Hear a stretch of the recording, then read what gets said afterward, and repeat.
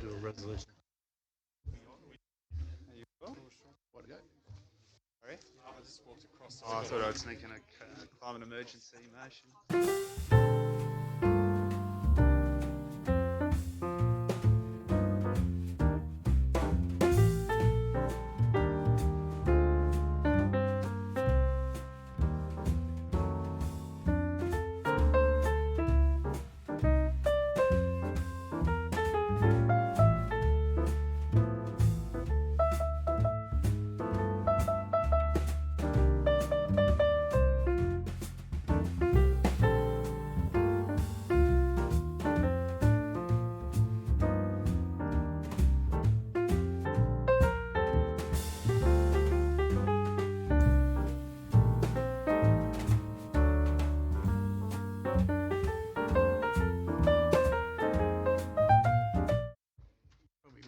Probably wouldn't. There's been that many, isn't there?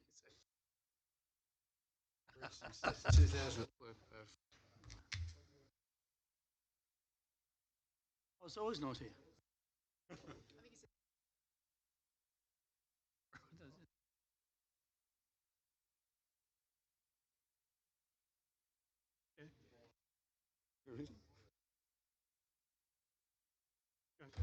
What am I going to take tonight? Take off. There weren't too many singles. All I did was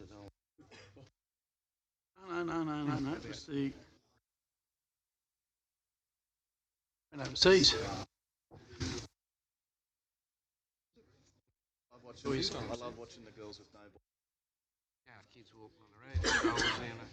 No, come on.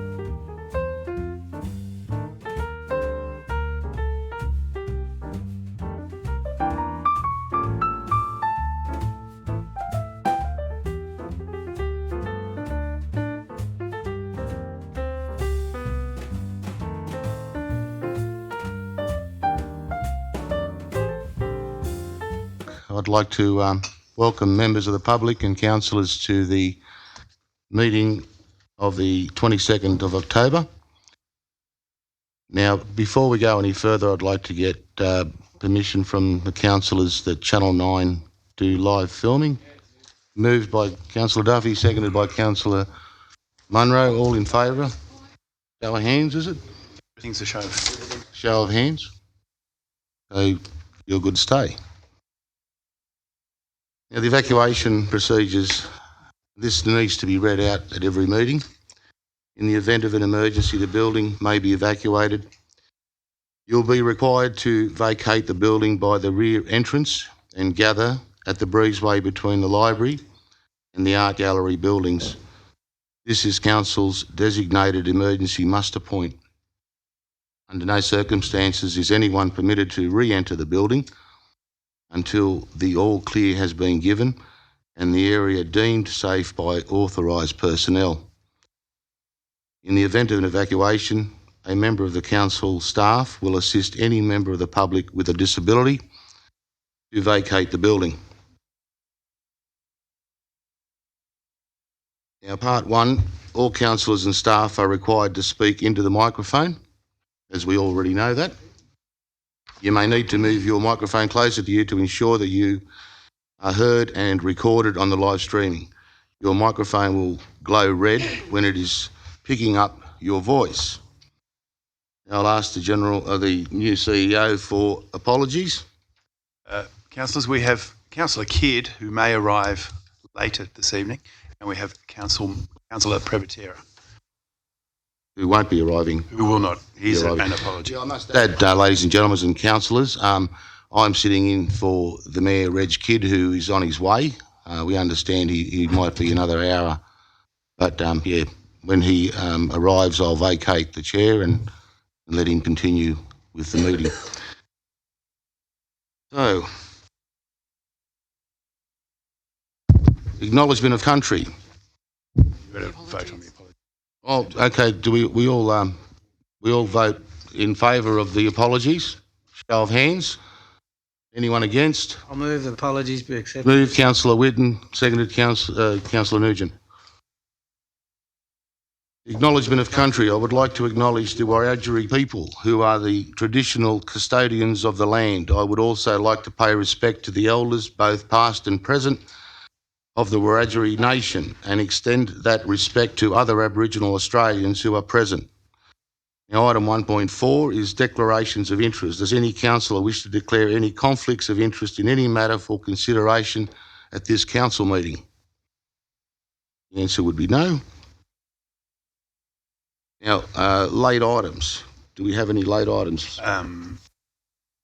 Deputy Mayor, we have no late items.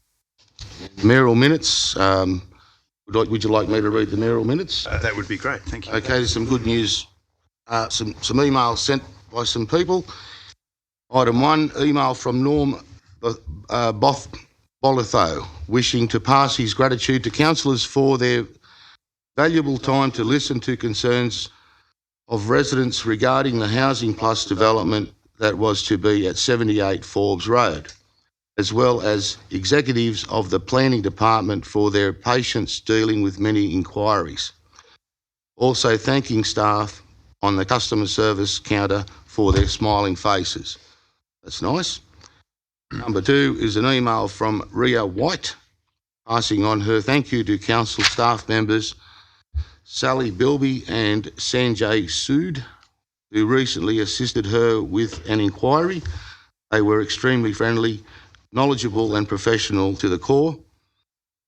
And number 3 is an email from Councillor McRae, who attended the Mission Australia Benjamin Short Grove opening of Frog Ponds and Insect Hotel. And they particularly commended Jay from the Botanic Gardens team on his work with them, including visits to the Botanic Gardens and assistance with plant selection and general all-round good guy. Thank you, Councillor. Now, the meeting will adjourn for the conduct of the open forum, and we have 3 speakers tonight.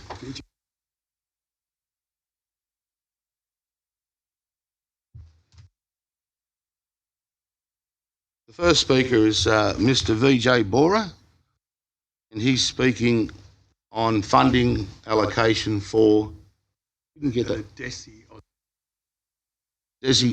Aussies of Orange Incorporated. Thank you, Mr. Bora. Now you have 5 minutes to speak. Yep. Thank you, Sam, Deputy Mayor, and all the councillors and listening us over here. Thank you very much for the opportunity. My name is Vijay, and I'm the president for the Desi Aussies of Orange itself. Desi Aussies of Orange, I think most of us all aware what it does is it's a community association compromising the people with Indian origin of community in Orange and surrounding. We do lots of events from time to time over here, quite few flagship events over here as well. And today we are here to represent and apply for a grant, which is a flagship grant through which is a pool of $30,000 applying for that one, which is called event funding. We work over here with the different groups and people over here to organize the events, and from those events we try to make more harmony and more of a connection and more of a cultural awareness of India and the reason what we can offer all here. Having said that, we do also do fundraising that goes back to the community. It's not limited to just only the cultural things. From 2017, 18, and now we are in 19. So in 17, we did we had a flood in Kerala. For that one, we did flood relief. In 18, we had a drought problem over here. We did donate to Feed for Farmers and paid forward as well. Now this year, we are donating to Cancer Assist Orange as a good cause for the event itself. So the association itself is a non-for-profit, and we do have our secretary and treasurers and everything. We got our audit reports and everything. So this is all quite clear. The money is flowing back in the community, and that's for the good of the community.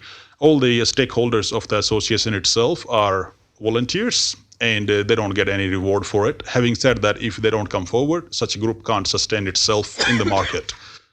So what we're looking for as a council point of view is some sort of maybe grant to sustain that in the marketplace, because it's quite challenging with the time point of view, and a little bit of help can be a great help for an association like this, so the overall expenses can be outcomed, and we can help for the better community altogether. So out of 30,000, we're not looking for much, maybe 5,000 a year, which is not a great amount of the expenses. For a flagship event we do every year is Diwali. In average, the expenses we have is $20,000 to $25,000 in average minimum. We always have that expenses there. If you're spending $25,000 per event, the amount of the people we get from throughout the state are quite significant. It's a small event, but it's not as small either.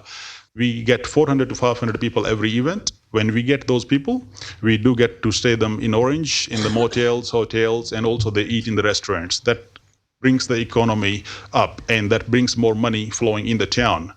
Having said that, I mean, we did had in 17 Consulate General of India coming himself over here. We had a business meeting over here as well with a few of the councillors as well, and we had a quite fruitful results going forward as well. And we need to have those more of going forward for the economy of the town as well. More we involve, more we get better out of it. If we don't involve, we don't get anything anyway. So having said that, this year as well, we are believing that maybe we will get some representation from the Consulate General of India from Sydney. The event we are doing is 9th of November, and it's keep going on. We are still working with the planning and invitations going forward now. As we speak, we are distributing them, and we're working along with them. So in conclusion point of view, I would say that we got lots of, I would say we work with in parallel with Orange 360 and other things, business chambers with S. Brown, and we do get lots of influence from the community and the business community altogether. So I think it's not a major and a big what we're asking for. It's a very quite small amount, and that will help us to sustain as a group, as an association in the community. So we'll really appreciate that if that can be considered only $5,000 per annum. Any questions? Gibbs Deborah.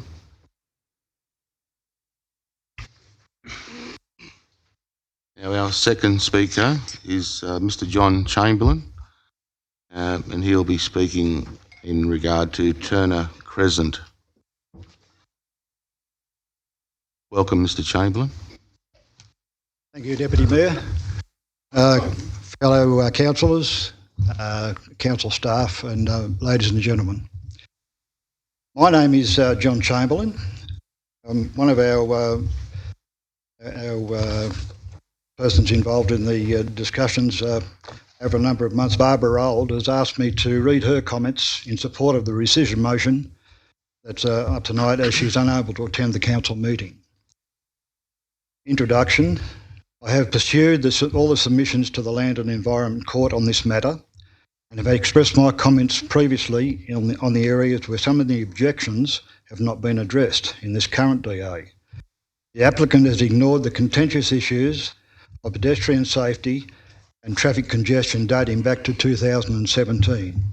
This has always been an issue and it's still outstanding. In fact, it's really the only issue we have. At no time have we ever said we don't want a childcare facility. Safe parking and traffic issues. For the current DA, the applicant has changed the design of the childcare facility.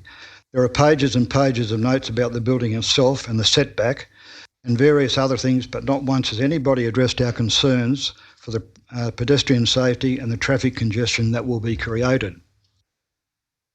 Although there is a total of 32 car parks, including one disabled bay, it is acknowledged that parents will, for the sake of convenience, park on the street, and I'm sure you'll agree that's going to happen anyway. On-street parking will impact on the service vehicles, for example, garbage trucks collecting residential rubbish in Turner Crescent and the collection of waste and rubbish from the proposed facility. Deliveries will be out of hours, we're told. However, we have observed that some of the other child facilities have their food delivered in the morning when the children are being dropped off. Traffic movements of child placings from 124 to 94 in an effort to satisfy the safety and traffic issues. Assuming some families will have siblings attending the facility, we could estimate that approximately 80 cars will be dropping off children in the morning and picking them up in the afternoon. If we add 20 staff vehicles to that tally, it is feasible that the number of traffic movements in the morning and evening peak periods could equate to a total of 360 for any given weekday. Traffic congestion. Turner Crescent in the vicinity of the front boundary of lot 36 to 40 of the proposed development site is less than 9 metres curb to curb. When cars are parked both sides of the road, there is not enough room for cars to pass. This makes it virtually a one-lane street or crescent. Given the narrowness of this section of roadway, the inclusion of a raised traffic island on Turner Crescent adjacent to the front access of the proposed development to reduce the speed of the vehicles entering the site and to regulate traffic flows will only add to the congestion. Currently, cars travelling along Turner Crescent on either side of the proposed development do not have a clear line of sight to the traffic approaching from the opposite direction. There are already been near misses with cars and trucks in that vicinity. Council acknowledges the existing prevailing landscape setbacks give an open and spacious feel, which contributes to the low-density residential character of the area, and median strips and double lines are not conducive to a spacious feel. Private traffic survey. On a recent weekday morning, I counted the traffic passing in front of my home between 7:30am and 8:30am. I noted 147 movements of cars and 4 buses. This is much more than the 90 vehicles per hour that has been stated in the DA. Land and Environment Court outcomes. One of the outcomes of the previous Land and Environment Court noted the primary differences between the parties relates to the amenity of the location. The residents' expectation is for a quieter existence similar to what we have experienced to date. This is one of the main reasons they chose to live in Turner Crescent. The applicant is reported as saying there's no principle of planning laws that says the status quo cannot change. This has been the attitude of the applicant from the initial submission. The Land Environment Court also acknowledged that in combination with other significant increases in traffic movements, even if not unsafe, would result in a substantial worsening of our residential amenity. Property valuations. Property owners are also concerned that the proposed development will impact significantly on property values if the safety and traffic congestion issues highlighted above are not resolved. Get it right. Orange City Council is refusing to address these issues. The residents are just asking the council do the right thing and rezone the land so a driveway can be placed on Molong Road, much like the current child care facility 500 metres south on Molong Road, and the Bunnings entry exit off Northern Distributor. Thank you, Mr. Chamberlain. Your time's up. Second. Yeah. Okay, you can continue. We've had a mover and a seconder. If you haven't got long to go. I haven't got long to go. Okay. Just one paragraph. I demand Orange City Council as the applicant to incorporate the entry from Molong Road to help alleviate the safety issues. Also, surely it is better that the children's playground faces Turner Crescent rather than Molong Road. Let's not forget the tragic accident at the Fairlight Childcare Facility back in 2003. We are not saying we don't want the childcare facilities. We are asking that alternate access options can be seriously considered and the concerns of residents be taken into account and not discarded. Thank you. Thank you, Mr. Chamberlain. That brings us to our next speaker, Mr. Graham Scott, also talking about Turner Crescent Childcare Centre. Thank you, councillors, for the opportunity to be able to speak tonight, and to the residents of Turner Crescent and the here that are concerned about this development. Point one, I'm going to start off with asbestos. We have a document that council work off in 1999 when they did some surveys on that site. That document has got nothing to do with asbestos. It was only to see whether there was any contamination in the soil from chemicals from years of being used as an orchard. There's no drilling. I stated previous meetings time and time again that I sunk a bore in 2014. I went down about 8 feet and I struck asbestos. And I've got no evidence except my word for that. But I know for a fact 4 weeks, 5 weeks, 6 weeks ago, they were removing asbestos contaminated soil opposite the development on the bypass that they dug out when they built the bypass. And they were there in monkey suits and everything else, just getting rid of it. So you can't tell me that that is not in our area. All I'm asking is, if we're going to put our kids involved in that site, all I'm asking is just do some samples down deep enough, because asbestos was not a primary concern back in 1999. It is now. So all I'm asking is for the council to make a condition as approval on this site that we do some testing to make sure that our kids are going to be safe. Point two, when we talk about the safety of Turner Crescent and the traffic and everything else, I've looked at the development really seriously. Now, the garbage collection has to be picked up on site. Look at our garbage trucks. They drive into the site. They can't turn around in that development. You guys have seen the plans. You know what's involved. Can you tell me honestly a garbage truck can turn around inside that development and drive back out with safety? They've got to reverse out into a blind corner. Come on, guys. We need to make sure that the street is safe. Now, it's not just that development, it's all the kids that live in that street that have to walk to a bus that's only picked up at Masquerade. There's no footpaths, no nothing. They got to walk up the road and they go up to Masquerade to pick up a bus. We've just got to be mindful of where we're looking at with safety in this area. Item 3, land and environment, knock this development back. One, because of the height of the building and everything else, and to the developer's credit, they've addressed all those items. But they've never, ever addressed one item to do with the safety factor. Not one. I guarantee I'll challenge any councillor to tell me that they've addressed one problem with safety in that area.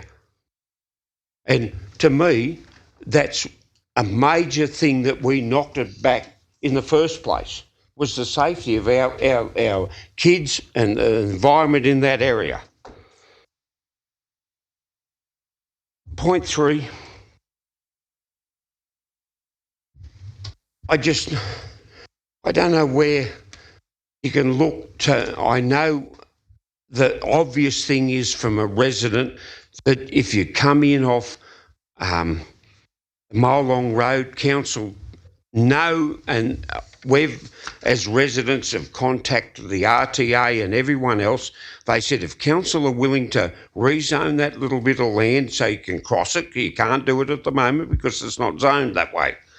And if they come in that way, the garbage trucks come in, they pick up the garbage, they go out into the turner, they can look down the street, they can look up the street, and it alleviates that many problems.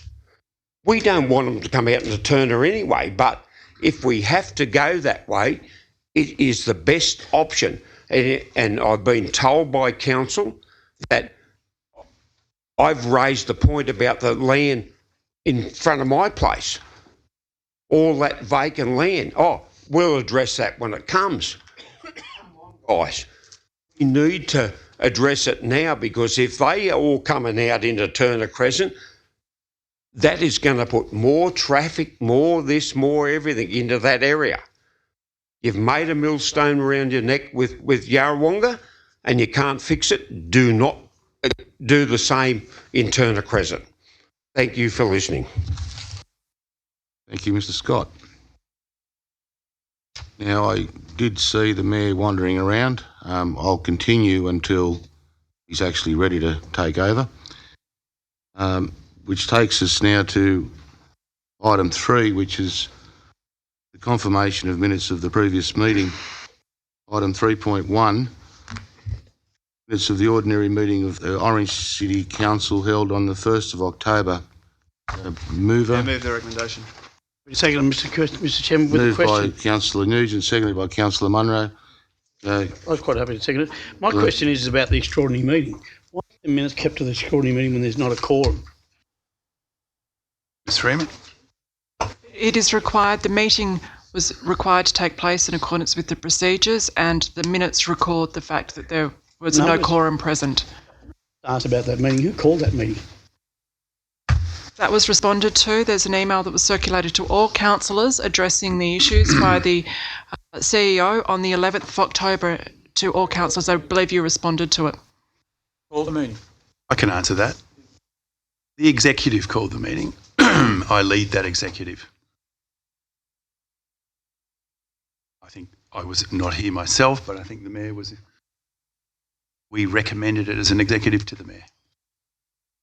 And the meeting was called the next Tuesday, the 5th or whatever it was, which was a scheduled briefing night. Any more questions? Any more questions, councillors? Now turn to my question. Moving on to, well, all in favour? Show of hands. Unanimous? Against? Moving on to item 3.2, to the extraordinary meeting of Orange City Council on the 8th of October. Seconded.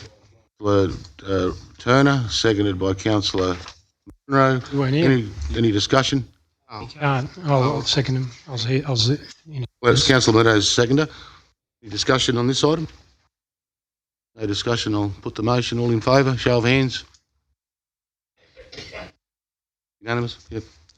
Yeah, I just want to, before we move on to 4.1, have a change of direction and have 4.2 heard first. 4.1. I'll have to put that to a vote. Second. Who's going to second? Who's prepared to second that? Councillor. Make any difference? I'll second it. Councillor Munro. Councillor Munro. I'd like to speak against it. I would like to know the fate, DA, before anything else is decided. Thank you. I want to know the fate of 4.1 before we hear 4.2. Okay, so you're not in favour of moving it. I'll have to put it to a vote, Councillor Miletto. Whatever. To put it to a vote. So all in favour of the amendment of the motion? Yeah. I'll just make a comment, Mr. Chairman. I've got a reply. Just on that, irrespective of, we heard one of the speakers here talk a little bit earlier on as regards to the issue of not only that block of land that we're talking about at Turner Crescent, we're talking about the block of land a little bit further up. So it is an issue that needs to be actually addressed. Irrespective of what the outcome of 4.1 is, it may have a bearing, it may not have a bearing. But the issue is to rezone the operational land to go that, so something can happen on both sides, if so be it. Okay, so but the question, can I need to move this. I'll close the vote, Mr. Chairman. Yeah, we need to have a vote on whether we move 4.2 in place of 4.1, correct? So all in favour of Councillor Duffy's motion?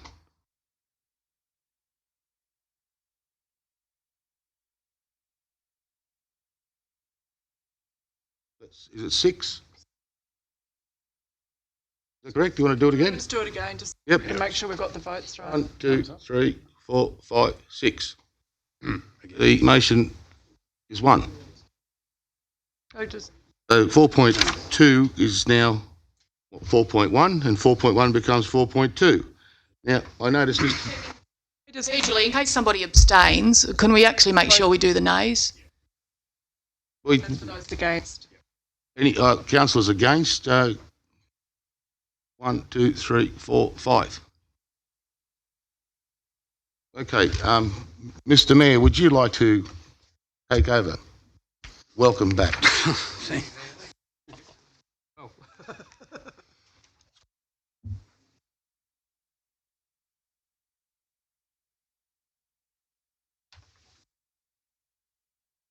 Apologies for lateness. Now, it's 4.2 we're doing. Motion, right. Ready to move that, Mr. Chairman? Got a mover? Second. Second, Councillor Taylor. Chairman, thank you for that. It's basically what I explained to Councillor Miletto there. Irrespective of what 4.1 was, the issue is still there that we have some reserve there. We can make operational land to give access to either site above the house on further up Molong Road. You go anywhere across in Sydney down the highway or the Great Western Highway, you see all these accesses going in and out of these places there, which have far more and greater traffic flows than what we have on that road there. And most of our traffic comes down the NDR. Also, we also have previous decisions of this council where they rezoned land where the Southern Feeder was going to go. So this is nothing new, but what it does is, irrespective of what happens in 4.1, it gives us the opportunity to solve issues before they even come in here. Because I do believe, until this land is made operational under the gateway process, this access can't be applied for from the RMS. That is the case. Let's do that and let's move forward with it. Councillor Miller. Thank you, Mr. Mayor. Just a comment by Mr. Scott. If Mr. Scott wants to refer to the 5 councillors who voted against it as arseholes, the same arseholes, I would ask that he be ejected. Point of order, Mr. Mayor. I think that Councillor Miletto should stay right away from the audience. It's not his place to speak to them.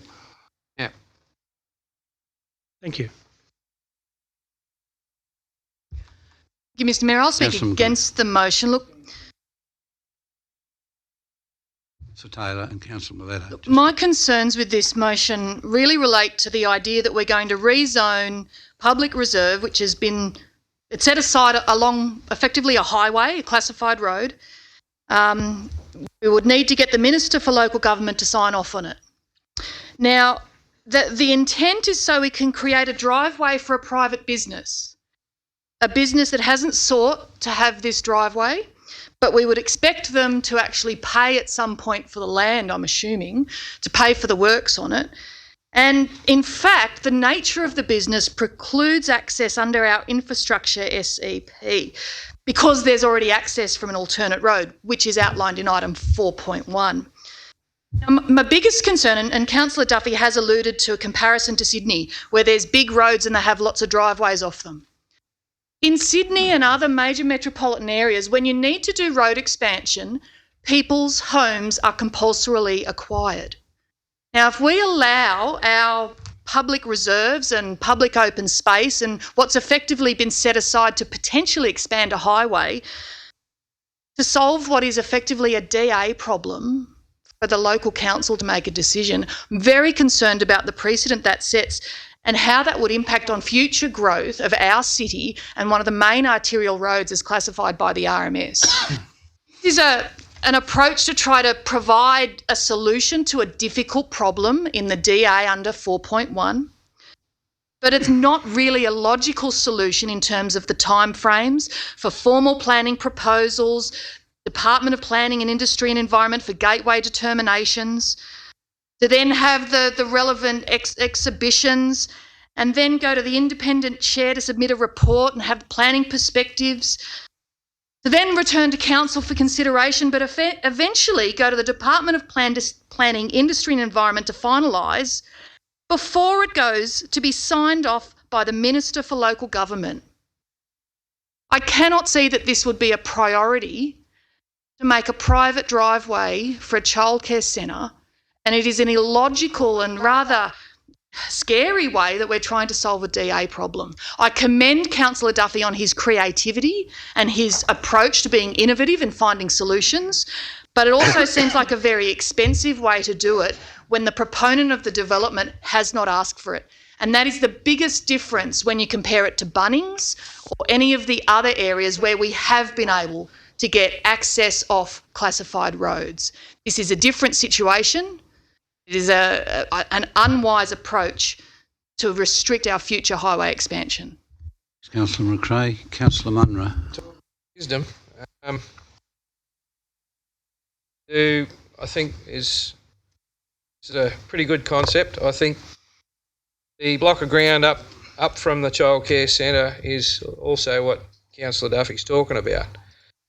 Now, that's quite a substantial block of land. We don't know what might go in there. It could be a business, could be 15 or 20 units, which would put a hell of a lot more traffic onto that road. I think what's trying to be achieved is a bit of a compromise. What we've really got to do, grant access so we don't put too much pressure on Turner Crescent. People at Turner Crescent had enough to put up with recent times, and I honestly feel the proponent, the person that's putting the DA in, he's quite welcome and happy, and I'm glad he's going there. And as the public have said, they've got nothing against the childcare centre, but for 5 years' time, when he's extremely successful, he wants to expand it a little, and he's got that option that he can come in off Molong Road. Might just spend the money and do that. But I think mainly the other block ground, and that will have on Turner Crescent if you can't access Molong Road off into that as well. So I understand wholeheartedly, and the arguments that are put up by the public. If we agree to put it all through and everything, really looking to improve traffic structures or whatever we can do for Turner Crescent. But I think it's a good idea that we put that in play. It's up to the developer. If he wants to go and put another, or if he wants 100 kids, make it bigger later on, he's got the option to come off Molong Road, redesign it. Munro. Councillor Whidden. Thank you, Mr Mayor. I think we need to understand that this has nothing to do with Turner Crescent's DA. This is a separate motion for rezoning purposes. I know, but hold on, Councillor Whidden speaking. Thank you, Mr Mayor. Personally, believe that it's probably not a bad way to look at putting the wheels in motion, if council approves it, of course, to look at rezoning that operational land for the simple reason that it gives council an option in the future. Should Turner Crescent, the DA and Turner Crescent be successful and they go ahead, in line with what Councillor Munro has said, that there is an option later on that is going to put, should council choose to do so, to expand that area and give access to that area as it's growing. Whilst it has nothing to do with the DA that we have in play at the moment, nor should it do, because it's a whole separate way of thinking. Our job is to look forward as councillors when we're doing things in the city to understand what is going to impact our residential areas and the people that live in those areas. Now, may or may not be something that is going to alleviate that in the future, because there are other land up there.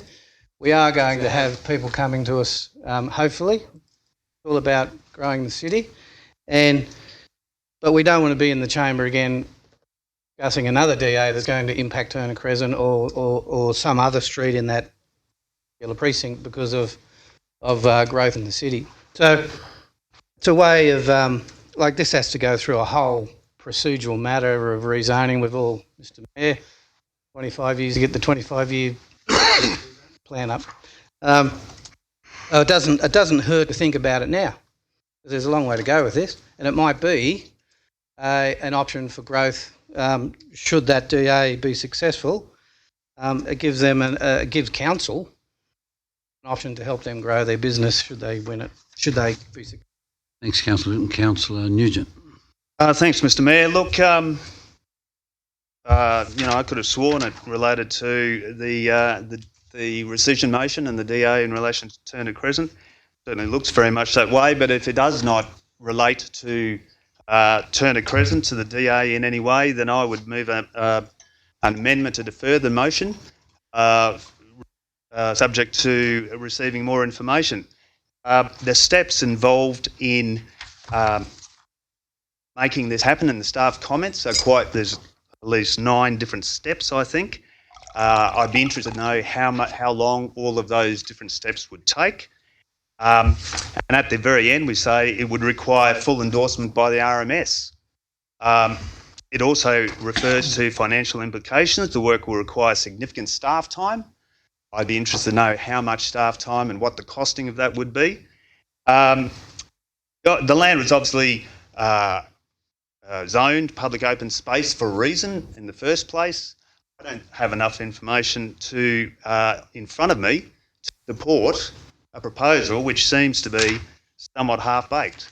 And so I'd move an amendment to defer the motion. Got a seconder? I'll second it, Mr. Councillor Turner. Can you speak?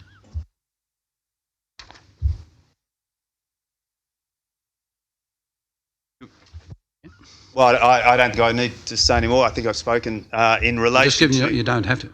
Sorry? Okay.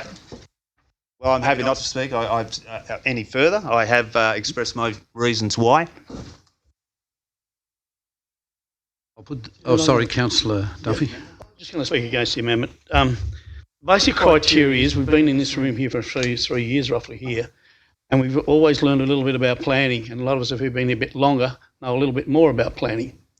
Gateway process has been put up by the government, by the current government and the previous government, to make things happen a little bit quicker. We know there are steps in place, and it's not regarding Turner Crescent Childcare Centre, because there could be other issues there. Sure, it's always in the background there as far as what actually happens with Turner Crescent with the thing. I mean, you must remember that the staff approved the DA before and it went to court and was turned down by the court. Now, what's to say that's not going to happen again? Or we may need it for the block of land up top. It just doesn't make sense. I don't think the staff time or anything those time of there is going to make much difference, because when we rezone land, and we've done it before, we've done it out at George Wiley Place, worried about the cost, we won't give them to it for $100 when we give them $1 million all up. But it is a way forward of addressing other issues that are in that area. If I can just ask a question first, please. Can the Director of Planning tell me is there any plans for that open space? Through you, Mr. Mayor, short of being set aside for the restriction of access to the road, there's no plans in the immediate future for the land. There's land sitting there? Yes. For maintenance? Are you referring, Mr. Mayor, to the vacant lots? Yeah. I think Ms. Hodges is talking about the strip. We have no interest yet from applicants about the 2 vacant lots? That's correct, no. Yeah, Mr. Mayor, I'll speak for the amendment. It sounds like a very logical way to, for me to get more information if it's deferred on the concerns about time, what the process would be, but also what the potential costs of staff time, but also how the costings work for who's actually responsible if there is then a decision to seek the access, and how that would work in relation to that particular access to the lot for the childcare centre. So I would support deferring the motion to receive a more detailed report, perhaps with more thorough background as information as well. Mr. Mayor, could I just ask a quick question, please? If anyone did come back and want to do that at a later stage, that could come back to council. It doesn't have to be done right now, correct? Correct. Councillor Turner. Thanks, Mr. Mayor. Supporting the amendment, I think this is just going to confuse the whole issue. We've been dealing with this childcare centre application since 2017. Well, we knocked it back. They went to the Land Environment Court and lost. They've made tremendous or considerable amendments to the plan, recited the building, recited the car parking, etc., etc. We are told that the parking internally is quite sufficient. So this, as far as I'm concerned, is a separate issue. We're already told the RMS has helped reserve that land for potential future widening of Marlong Road or the Mitchell Highway, whatever you want to call it. The other 2 blocks of land and the house in between, yes, we don't have an application for that, for any development there whatsoever, but the RMS have specifically said that wherever there is local road access to development, they are against any ingress and egress off a main road. So I can't see how we can make a decision on Councillor Duffy's motion tonight without comment from the RMS, without comment from the police, etc., is what they may think of the plan. I think it's just been thrown in to confuse the whole thing, and we are here tonight to deal with a development application worth $2.5–3 million that has met, as far as I can see, most if not all of the requirements. And as I've said on this development and other developments around town, once the development goes ahead, most of the fears are eventually unfounded. Everyone settles down and life goes on. Sure, it's going to change Turner Crescent, but I don't think it's going to change it to a situation where it is unbearable. I think it will be no different to a lot of other busy streets in Orange, and it's one of those issues where there is some pain as we grow and as we develop. But I don't think this motion from Councillor Duffy tonight has really anything to do with the DA. It's not in the development application. It's not dealt with by the staff. It's just confusing the whole issue. So just defer it for another day when we've got more information. Councillor Maletta. Thank you, Mr. Mayor. I'll be speaking against the motion. I can see what Councillor Duffy is trying to do, but I'm trying also to understand the reasoning why, when the RMS have repeatedly said that they won't allow access off the Marlong Road because they don't believe it's a good idea. And my understanding that these rezoning proposals that he's suggesting would have to go through the RMS anyway. They've indicated on numerous occasions they won't support it, yet we've got a motion here saying, yes, let's do it and send it back to them. So some ways we're sort of chasing our tails. There's also a considerable staff cost associated, which has already been discussed. And I really don't understand why we're doing this, to be quite honest. Councillors would be aware that both Council and the RMS have acquired land along the Mitchell Highway. That's been discussed also in the past for future widening of a state road. Council staff have also stated that they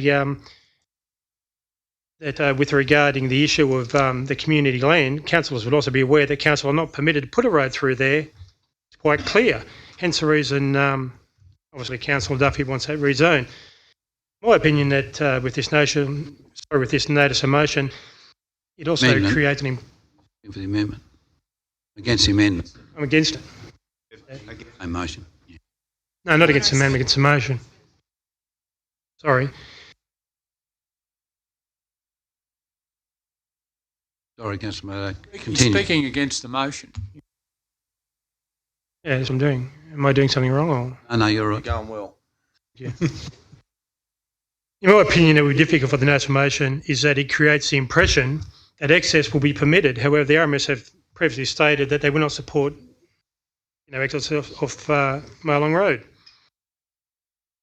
In addition to that, this would be quite an expensive process for council to go through. It also requires another DA with public exhibition, not something that can occur within a short period of time. The only thing that this notice of motion will achieve is to create the impression that it may be a solution to the problem, when in fact that may not be the case on previous material which has been provided to all councillors. The RMS have repeatedly said no to access off Marlong Road. If the residual motion were to succeed tonight, there is a distinct possibility that the applicant could and may take council to the Land and Environment Court to appeal this decision, which would be a considerable expense to the ratepayers of Orange, as we've seen with a previous decision. How many metres of footpath is this council prepared to sacrifice for this situation to occur? Thank you. Councillor Romano. Thank you, Mr Mayor. Look, I'm going to be fairly quick here. I'm reading on page 15, infrastructure, SEP. Now, I keep hearing that the RMS will not allow the access from the road that we're talking about. But here it says, council have been provided with correspondence from the RMS to the applicant, referencing the below SEP and stating that it is their preference. Now, we're talking about preference from the RMS, not law. Now, this is where I'm confused. They're not saying that you can't do it. They're saying, I'd prefer to drive a Ferrari too, but I only drive a Ute. So there is, if there is an opportunity that this can be fixed and have a win-win situation, I'm entitled to support the motion, because I don't want to see children in danger. Children will be children. There's no other way to describe it. If it gets busy, the road is tight. I've heard all that. I am concerned. I do want the childcare centre to go ahead. I'm not against development, any development, but if there's another way of doing this, I would like council to really consider this parcel of land to be rezoned if the RMS will allow it to happen, because they haven't said no. They're just saying it's their preference. Now that's on page 15. Any other speakers? I may speak. I think they're two completely different issues. I think 4.2, to seek rezoning, I don't really have a major hassle with if it's going to. I don't think it's got anything to do with 4.1, and nor should we mix it up with that one. I think they're two separate issues. I have no... Now, in going for the amendment, sorry, not for the amendment, for the motion, to look at rezoning of it, those processes, I don't think this makes it any longer or anything. I think you'd know what the key ones, first of all, that you'll find out whether it's worth going forward with or not. It'd take months for the staff to come back with a costing on everything that's got to be done and so forth. That's with any rezoning. So I don't think that's a major issue, but I think it's important to separate 4.2 from 4.1. Will. Now, I will put, first of all, the amendment to defer 4.2. Show of hands, please. Got 1, 2, 3. Against?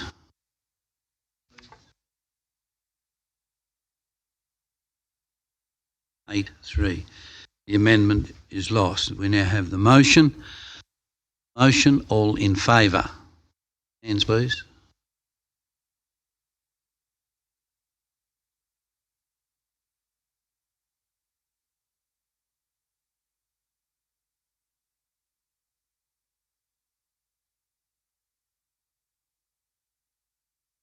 Against. You. Go to 4.1. Happy to move it, Mr. Chairman. Mr. Duffy. Thank you, Mr. Mayor. We've heard some speakers here tonight. We've heard the speakers here over previous meetings that we've had here. We've also had the previous court case that we've had here. And after speaking with some of the senior staff, the judge didn't rule it out on one particular issue, make that a big issue. There was a number of issues. Yes, I can't see much that's changed except the actual design of the building. Heard one of the situations here talk about asbestos. There is no level of asbestos acceptable.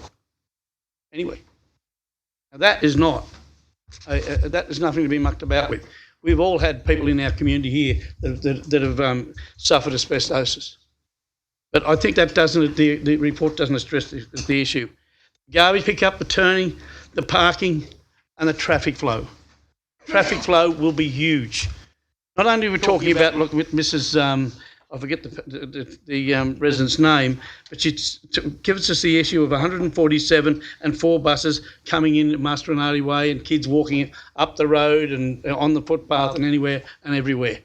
Their safety is paramount. These people are wanting us to defend them. They're wanting us to defend their quality of life and the safety of their own residents, their own children. It's what we're elected for. The staff don't represent the ratepayers. The developers don't represent ratepayers. We represent them. If they come to us, we have to represent them. And we discuss the issues. The other issue is the local, that I see a major issue, is the parking of their own service vehicles that are coming into the actual street themselves. Like there's a Woolies vehicle goes in and down around those streets there. So they're going to park there. But when you're talking about the amount of parking that's available, where's it all going to go? There's only 32 car parks there. You've got 25 staff. You've got 94, maximum 94 of childcare there, children there in care. But that's an awful lot, but there's only 32 car parks. Where are they going to park? On the street? Where are they going to go? It just doesn't make sense. And that tells me that the traffic going in and out, and people have said it's a right-hand corner, a right-angle corner. No, it's worse than that. Worse than that. And how coming down Turner Crescent, going across that thing and looking to your left, and you can't even see probably 20 or 30 metres down there. Can't even look that way. You can't tell me that is safe when you've got traffic coming in and out one way. It just doesn't make sense. It is not common sense. The issue, the other issues are the 9 metre curve, the width, and all those type of things. But the asbestos, to see when I sit here tonight and hear that there has been people in contaminated suits, or the suits to prevent contamination, whatever they call them, lifting dirt just recently. Doesn't sound good. It doesn't make common sense again. To me, the garbage pickup, where are they going to park on Molong Road? They'll park on Molong Road and walk around the edges and all those places there. The other issue that I see an issue there, because a couple of weeks ago there was not quite that, it's a couple of weeks, probably a couple of months, but there was a load of hay went sprawling down there. Now the childcare, the playground faces the actual NDR and the Molong Road. Well, why wouldn't it be better facing Turner Crescent? It's the safety of the kids. Someone's already mentioned what happened in 1993, what the issue was there. But as again, I said, these people have brought in this area, when you talk about the social impact, they've brought in this area to raise their family in a quiet area. The social impact on them is going to be huge. You're talking around about 300 or 400 cars a day in the peak hour. Walking up the street to catch the buses. Buses aren't going to go around there. They're not going to change the bus routes to go around that and put more danger in the place. So it just doesn't make sense, It's just to me, it just doesn't add up. Can I ask a question of clarification? Last time we had this discussion also, there was a comment made that we took as gospel that the minister had said certain things about he would allow this, which I went home immediately that night, sent off emails and that, followed it up in the morning, and it seemed to be a little bit different. Can I ask the question? I apologise, I was a little bit late. What's this about people getting around in suits up there with asbestos? I've never read that. Can someone enlighten me what we're talking about? Mr Chair, perhaps I can. Councillor Duff just made that comment. What are you talking about? I'm not an expert on asbestos, but I can tell you. You said there were people up there. Comment came from. Yeah, that's all I want. Mr Scott, Public I'll forum, come. Mr Mayor. Mr Mayor, can I just clarify for you that Mr Graham Scott, who spoke, I recall said years ago he did boreholes on his property, which is adjacent, and he hit asbestos. And also in recent times, he'd seen men across the NDR in white suits dealing with rubble or soil. So, Mr Scott is where it came from, is what your question is. Is that correct, that there were, because the NDR is our responsibility, is that we should know that? I really don't have enough detail. Mr Hodges is our expert on naturally occurring asbestos. Do you have any knowledge, Have there Mr. Hodges? recently been people there dealing with asbestos? Through you, Mr Mayor, no council mapping has that area identified as having the risk of naturally occurring asbestos. The New South Wales government 3 or 4 years ago brought out some mapping that said it allocated risk levels to throughout the state for naturally occurring asbestos, and that area is identified in a low risk area.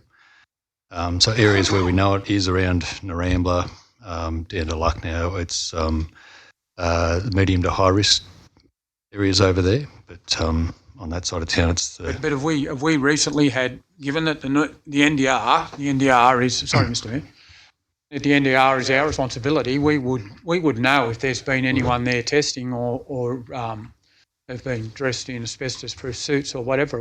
Have there or have not been tests done out there? Sorry, through you, Mr Mayor, certainly not aware of any testing going on over there in relation to our staff of naturally occurring asbestos. It's beyond the areas of our known asbestos or probable likelihood of asbestos, so we wouldn't have a safe work methods open to cover that area. With your indulgence, Councillor Taylor, what I was going to ask, I'll have that checked out tomorrow. Yeah, but with your indulgence, councillors, I'll ask Mr Scott to explain about this asbestos, because I will follow it up, because the last statement made in here was incorrect. Thank you, Mr Mayor. I'm not here to scaremonger councillors or everyone else. I sunk a bore in 2014. I went down 4 metres and we hit asbestos in my bore. My bore goes down 90 metres, and I struck numerous seams of asbestos. Orange City Council charged me $4,500 to be able to dispose of my asbestos that we dug out of the ground. Now, that's irrelevant to this case, and I'm not saying anything against it, but I travel on the bypass every morning at 5:30, heading towards Bunnings. Opposite the new exit from that development onto the distributor, there's a pile of soil running on the left-hand side of the highway. There was excavators in there and tip trucks, and the guys were in there in monkey suits getting rid of some of the contaminated soil that came out of the bypass on that corner. Now, I can't tell you, I'm not involved with council jobs or anything else. I don't know who was actually removing the soil, but they were in the white suits and they covered the trucks and with tarps, plastic and everything else. They were very mindful of what they were doing. All I'm asking, with the development at Turner Crescent, 1999 drilling sheet, which I have here, was not on the development of the care centre. It was on the land opposite my place to ascertain whether it was viable for residential living. All they were doing was testing soil samples to see, because it was an orchard, whether there was contamination in the soil. It's never been drilled to see what's in there. Now, my original assessment to you guys, way back when this first came up, that development, as it stood, they were going to have to excavate 4.5 metres into the ground to level it off. And I told you guys to do that was 900 trucks of soil had to come out and another 900 to come in. And no one had made the developer do a drill test to see what was under the ground. I'm not worried about the contamination from an orchard. I'm worried because I found asbestos on my place and I've been involved in the building game for 59 years now. I know what asbestos can do to people. My father died of it. And I'm worried if we're going to put our kids, it won't be my kids, but it'll be your grandkids, great-grandkids could use that facility. Thanks, Mr. And Scott. I'm concerned of it. No, I will follow that through because my Okay. I just want those facts. That's good. I'll chase that up. Yeah, but I am concerned that I did see the guys there. We'll chase that up for sure. But you guys may not know, because you might not be involved as council people or council staff of the removal of that soil. But someone is. But we will follow that through. Look, I live on that side of town where they not live on that side, where I have a property on this side. There's naturally occurring asbestos on that, which is safe as long as you don't disturb it. There's houses built out there. That's fine. There's subdivisions out there. But you don't dig it all up down deep and put it through a grinder. That's a different thing. On basalt, you find a lot of naturally occurring asbestos, which is different from the asbestos that is usually in the media and so forth. It's coming, off dust, etc. Yeah. So there's two different things. Yeah. But I'll follow that. Thank you very much. But we for that just info. need to be mindful of if it's going to be a childcare centre, And we'll we follow just that need up. to protect our kids. Yeah, we'll follow Thank that you. up. Thanks. Yeah, Mr. Mayor, I'll support the rescission motion. I haven't been here for a couple of weeks, but my decision hasn't changed since 2017. I note that there's a different design. I note that there's less children, but I still think that traffic is going to be a nightmare up there. So I will be supporting the rescission motion. Thanks, Councillor Hamling. And Councillor Maletta. Thank you, Mr. Mayor. I'll be speaking against the rescission motion. The reason I do so is because since receiving notification of this rescission motion, I do not believe that I've received any new information that would change my mind not to support the development application. I've received numerous emails, and none of those emails appear to have provided me with any new information that I wasn't already aware of. Also noted that last meeting there was no new information attached to the papers, something that I'd like to have seen to perhaps change my mind. It was pointed out by the opponent to the development that the peak hour for the childcare is actually spread over 3 hours, traffic into that area. This has the effect of mitigating the traffic impact. Given this, the peak vehicle count estimated by the applicant consultants are conservatively high, and that the vehicle count per hour is actually lower. When we talk about vehicles up around that area, yes, there will be an increase in vehicles. People have commented about vehicles being parked out on the street. Well, yes, they are allowed to do that. I see that at other childcare centres. It's a public street, open to and used by the public, provided the vehicles are registered. There's nothing against anybody parking on a public street, whether you like it or not.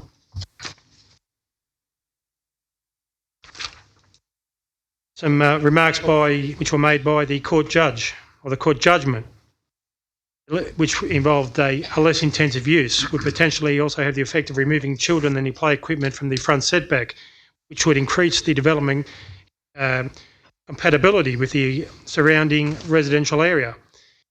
A smaller centre would meet the day-to-day needs of residents as contemplated by the objectives of the zoning.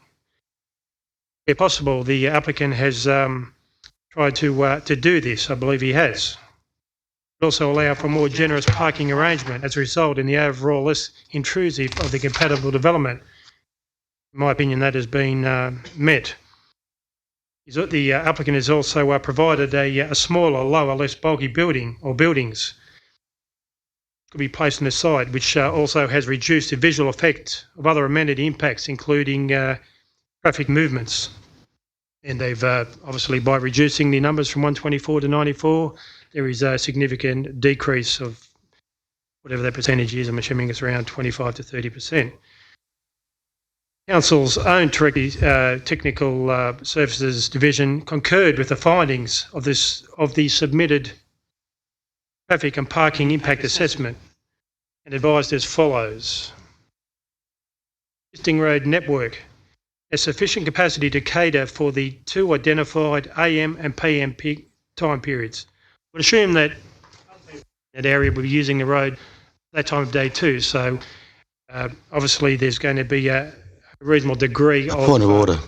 Mr Mayor, I'm just going to question that this is the second time that Councillor Miletto is speaking against the motion, and I understand he can only speak one for and one against.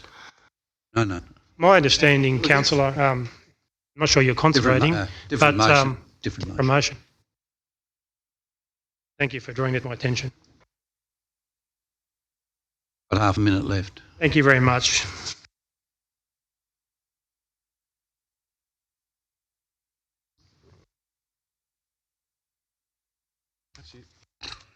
Sorry. Oh, that'll do me.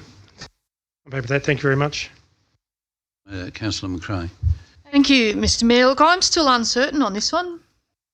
We've got a 24% reduction in the number of children be accommodated in the childcare centre, and we've got the report from the court from last time it went through. And what I'm still stuck on is that lower scale, less intense development enough? Is a 25% reduction enough that it will give us sufficient planning reasons to knock back this development? So I guess I'm interested, for those who will still continue to speak, in what are the planning reasons specifically support that this particular smaller centre isn't small enough. Court says a smaller, lower, less bulky building could be placed on the site to reduce the visual and other amenity impacts, including traffic movements. If, it's a big if, because we don't want to make our planning decisions based on the fear of going to court, but I am apprehensive about spending ratepayers' funds, spending court actions. If this is not small enough, not been reduced by enough, what are the planning reasons, and what number of childcare places and what percentage reduction would be okay?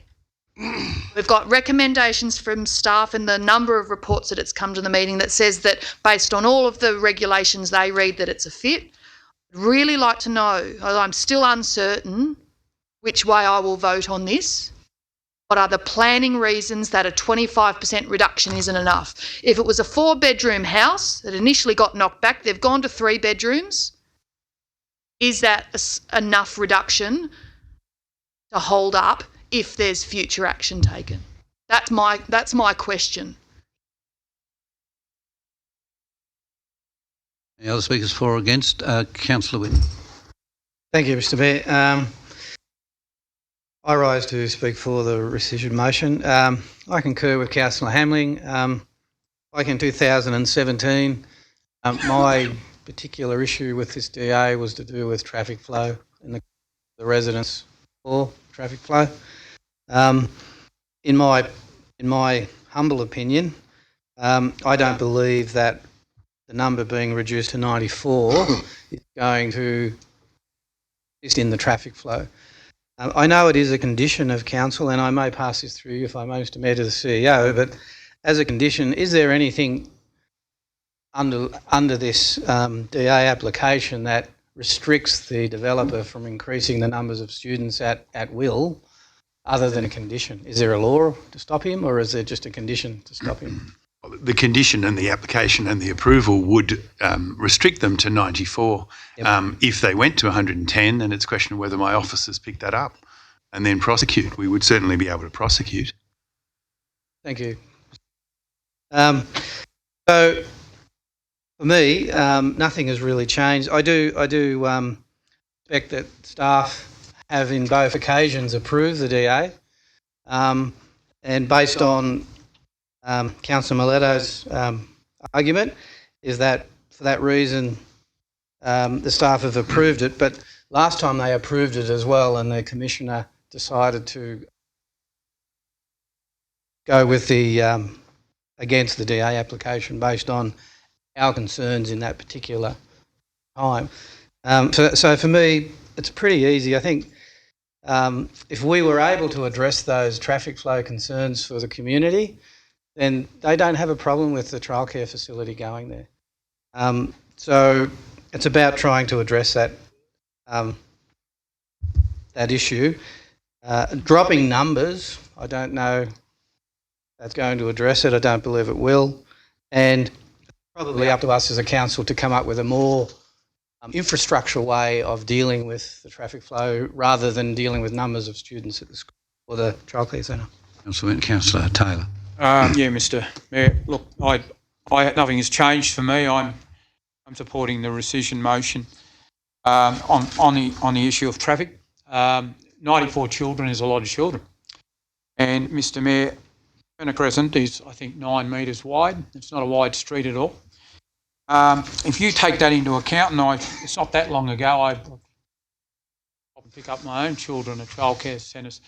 The problem that you have is that when these type of development applications are processed, there's an assumption that when people in the peak times drop off or pick their children up, that it's always a simple process. There's 25 staff, as has been pointed out before, staff car parking and staff. I know they won't always be on duty, but it doesn't leave a lot of car parks for the parents to actually drop off and pick up their children. The big complicating factor is, and from my experience, always that simple. You don't just go in and grab your child and go. Sometimes there are issues that they want to talk to you about with your child. Sometimes there are forms to be filled in or picked up, or events to be told about. So car parks don't tend to become vacant after a mother or a father takes a child in, and there's a compulsory 5-minute limit on that.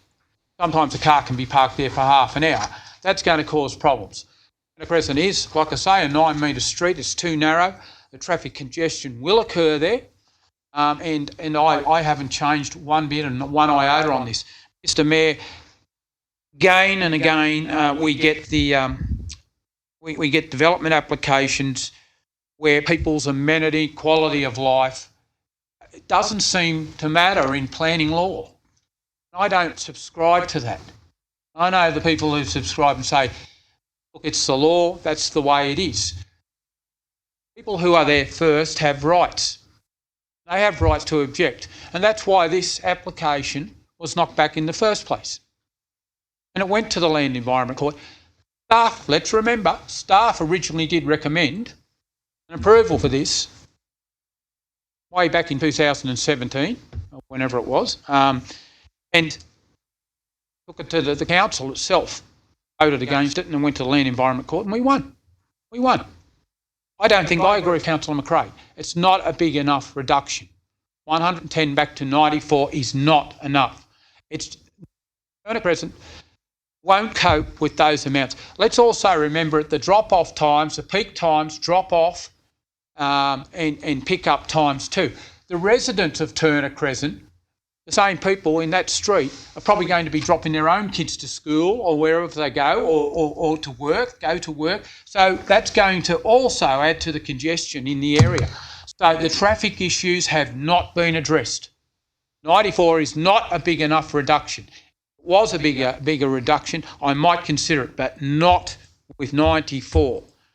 Ideal solution, yes, bring it in off Marlong Road, but we've had that debate and we're going to try and access that, but that could be down the track. But as it stands now, this development application, I cannot support it because of the adverse effects on the residents of Turner Crescent. Thanks, Councillor. Councillor Munro. Councillors, a compromise. I'm happy for the residents are happy to have the childcare centre there, but if it's going to be there, well then we have to have a moral responsibility to take care of the safety issues. Okay, the asbestos, when we go and do every time you do a development, no matter what it is, you have to drill and find out the stability of the soil and all that sort of thing. Can that be included to see if there's asbestos material at drilling? Because you have to have they drill down a certain amount of solid to do that, can we not? Could that please be a condition of part of this, to put it through, just to say, can we do that? Through you, Mr Mayor, it's a bit odd at the minute. Let me just have a think about this because we've got a rescission motion up. Yep. The rescission is successful. Yeah, then The DA goes DA goes into limbo, and then someone has to move a motion to refuse it. Okay. The moment the DA is assumed approved, I can tell you this from what Mr Graham We're looking at it. Scott has said.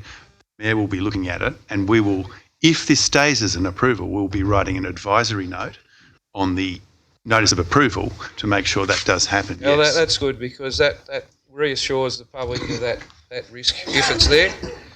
Can we as council? Look, I'm quite happy to go for the development. I really am.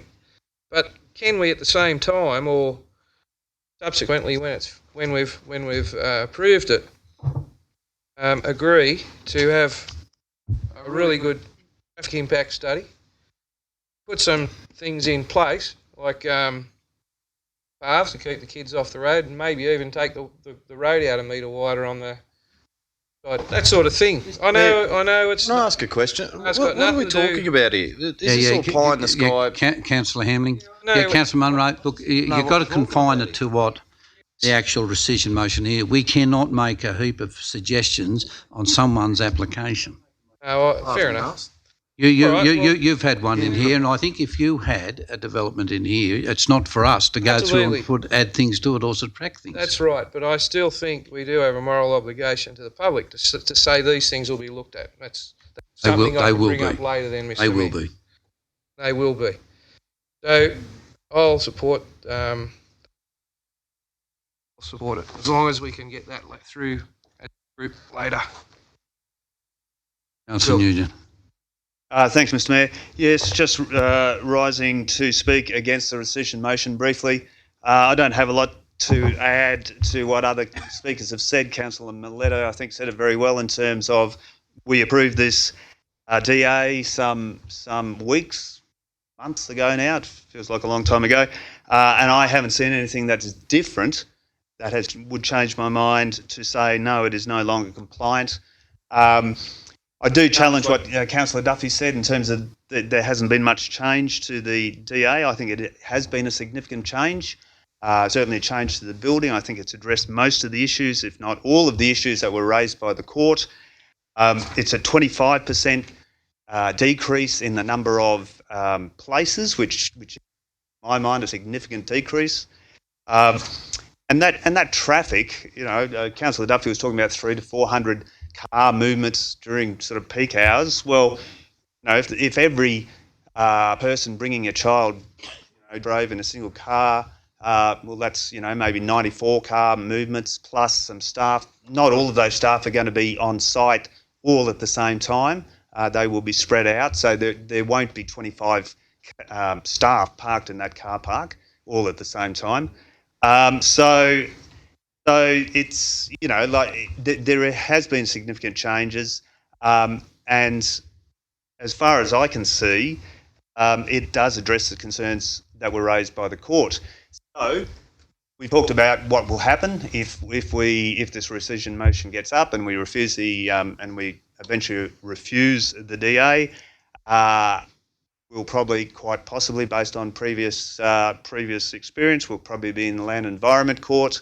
I have concerns about that, but ultimately that's not what we should be deciding on. We should be deciding on, is this lying development? And from everything I've seen, we decided it was some time ago, and as far as I can see, nothing has changed. Eugene. There's no other speakers. Oh, I reply. I reply. Thank you, Mr. Chairman. Munro's right, except I don't agree with compromise. I agree with compliant compromise. And we've led the way a little bit with that if the rescission motion gets up. The other issue is you're talking about, and one of the beauties of getting a little bit older when you have a family is you have kids of your own and you have grandkids. An example, my daughter took her kids over to Kinross and they used to have grandparents' day. I turn up in one car, my wife turns up in another car, and the other two grandparents turn up in two different cars. So there's 5 cars with one child. So what's going to happen out there? They're all going to come down Turner Crescent on Grandparents' Day, Christmas period and all those type of things there. It just doesn't stack up. Just doesn't stack up. And taking note to what the General Manager said a minute ago, there has been enough talk here tonight about the issues of why we're turning this down. Why we're going to refuse this if this rescission motion gets up. There's the issue of traffic, there's the issue of asbestos to be looked at, there's the issue of safety of residents and social impact on the people there. They have rights. These people have rights to live in peace while they brought their houses there. So you know, it's quite simple. It just doesn't stack up. Staff recommended it before. The court turned it over. I do acknowledge the fact that the building has some variations. By all means, yes, it does. But that's not the big issue. You know, a window can get broken, good on it, but you can't have a child broken. What you're talking about when you're talking about the masses of car movements a day, and yes, you're looking at 400 car movements a day. You're looking at the traffic flows there of what the resident said there, 147 plus 4 buses in an hour. Then you're going to add all these other ones to it. Sorry, that adds up to well over 500 if you put them all together. And then on your other days, which are special days, every parent and every grandparent and even great parents think that every day in their children is a special day. So I recommend the rescission motion to all of you and back it. Can I just ask a quick question? Councillor Duffy just said that the CEO. What was that about? Okay. Sorry, I missed that. Yeah, through you, Mr. Mayor. Councillor Duffy knows that should the rescission motion be successful, you will need to move a motion of refusal. What he's saying to me is, Mr. CEO, we have given you a lot of reasons, and I'm sure Councillor Duffy will be repeating those reasons if he moves a motion of refusal. That's what he's getting at. Right now, I thought you said something. No. Okay, councillors, I'll put the 4.1, the rescission motion. All in favour? 5 against.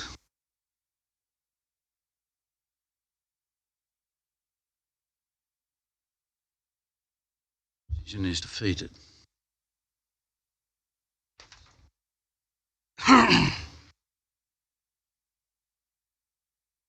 Thank you. Mr. Mayor?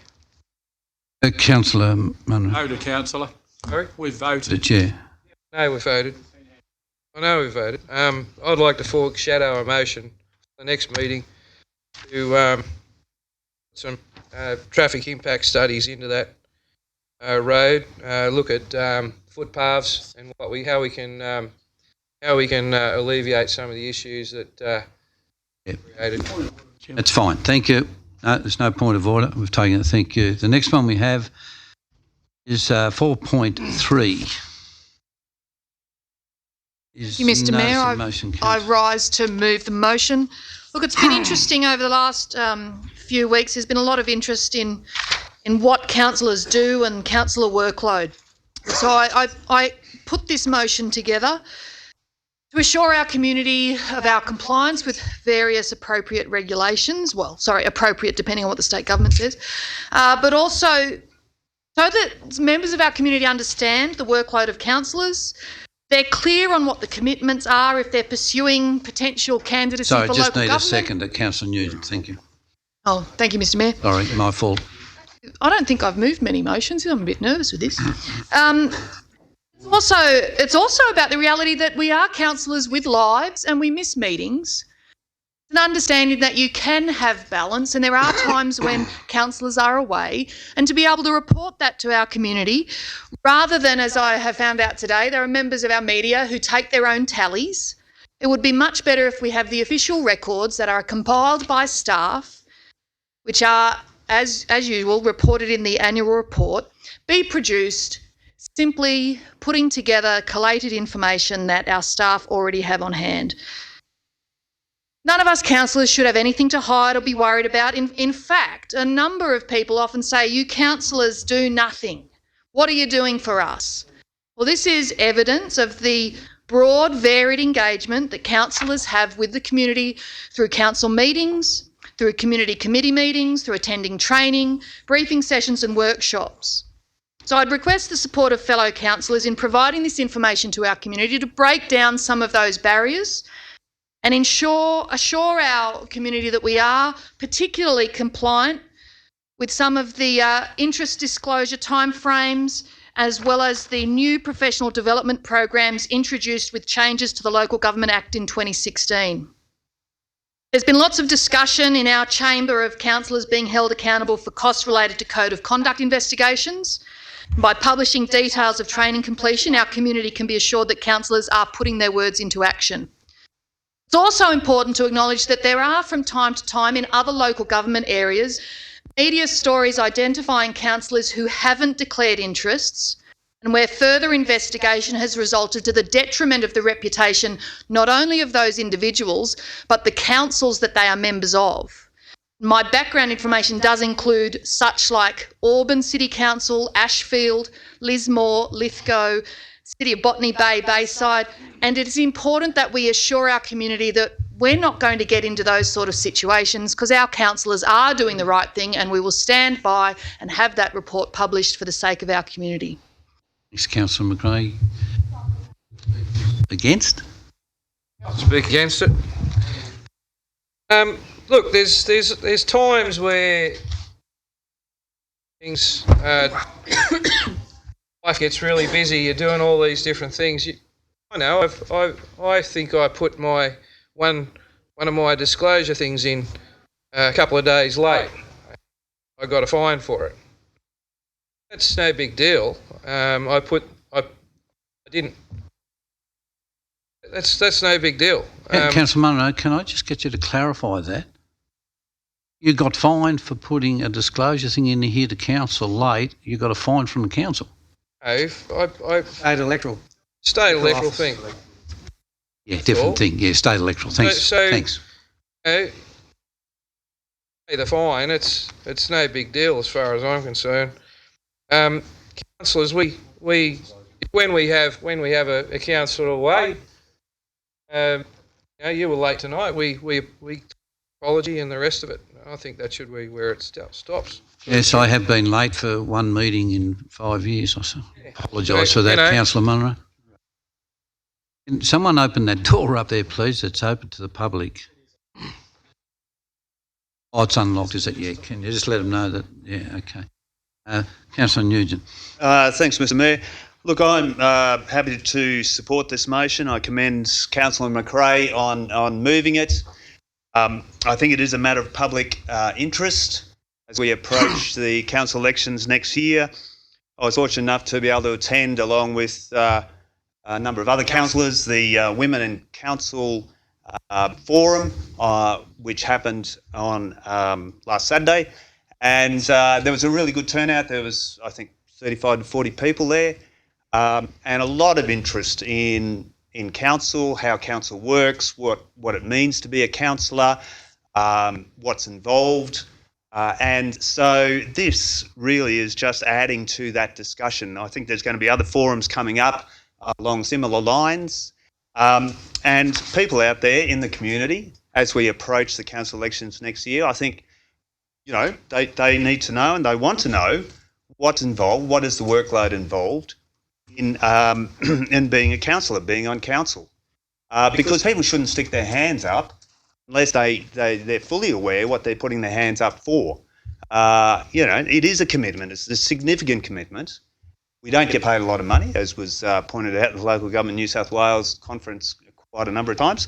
So it's a significant commitment, and people need to know what that commitment means. I take your point, Councillor Munro, that people are off, have other commitments, or maybe unwell, or maybe family illness, or travel with work. But I'm sure that those things, people making apologies, will be taken into account when this report is prepared. So I commend the motion. I think it's in the public interest. It's about being transparent and letting the community know what it is that we do and what the workload involved. So I'm happy to support the motion. Councillor Hamlin. Yeah, Mr Mayor, ditto what Councillor Nugent just said. I think this motion's nothing to hide. Let's get it out there, tell everyone what we've been doing, what we haven't been doing, and we usually get a pretty good article from the Central Western Daily before the local election telling everyone how many council meetings we've been to, so this will just add to that one. So, yeah, I've got no problem with it at all. Yeah, Mr Mayor, like 17 years, every term someone brings this one up right before the elections just to show who's been and who hasn't been.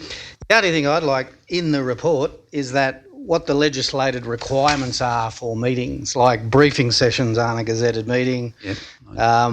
And, as Councillor Nugent said, it is a commitment, and I wouldn't say people shouldn't put their hand up to run for council if they can't commit to all the meetings, because some people work for people and they can't get time off in their working times to go to meetings. So they can only commit to coming to the scheduled gazetted meetings like council meetings. So, we need to explain why, what meetings are, are the ones that they must attend and the other ones are preferential. Yeah, I agree, Councillor Whitten. Look, I'd just say, I say no problem with it, because you can get that information in via GIP if you wanted it. Yep. And so there are a number of councils do have it on their websites. And I do recall, I think it's fair for everyone, because I do remember in a previous council where the media contacted to find out if I'd put in a proper leave of absence form with a medical certificate because I was off for 2 council meetings sick. Well, this will make sure that they're up there all the time, and that I won't have my wife and other people asking me what's going on. So this makes it very transparent, and it will be there on the webpage and there for everyone to actually see, and it's fair and equitable for everyone, and it won't be used as a tool. So I'll put the... Councillor Duffy. Speak against it, Mr Chairman.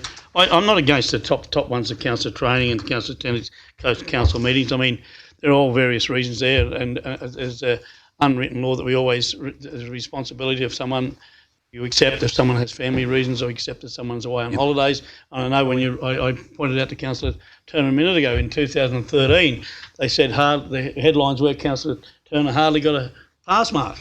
He'd missed about 3 or 4 meetings. But hang on, he was overseas on a holiday. How dare you take your wife on a holiday and let her enjoy herself? I mean, come on. That's what this seems to be digging at a little bit here. But that's how the press reported it.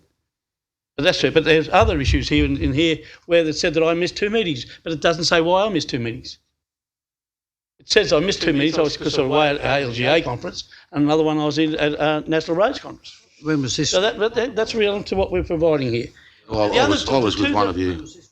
Let me fit. The 2 that I have contentious with, Councillor Code of Conduct training completed within the required time.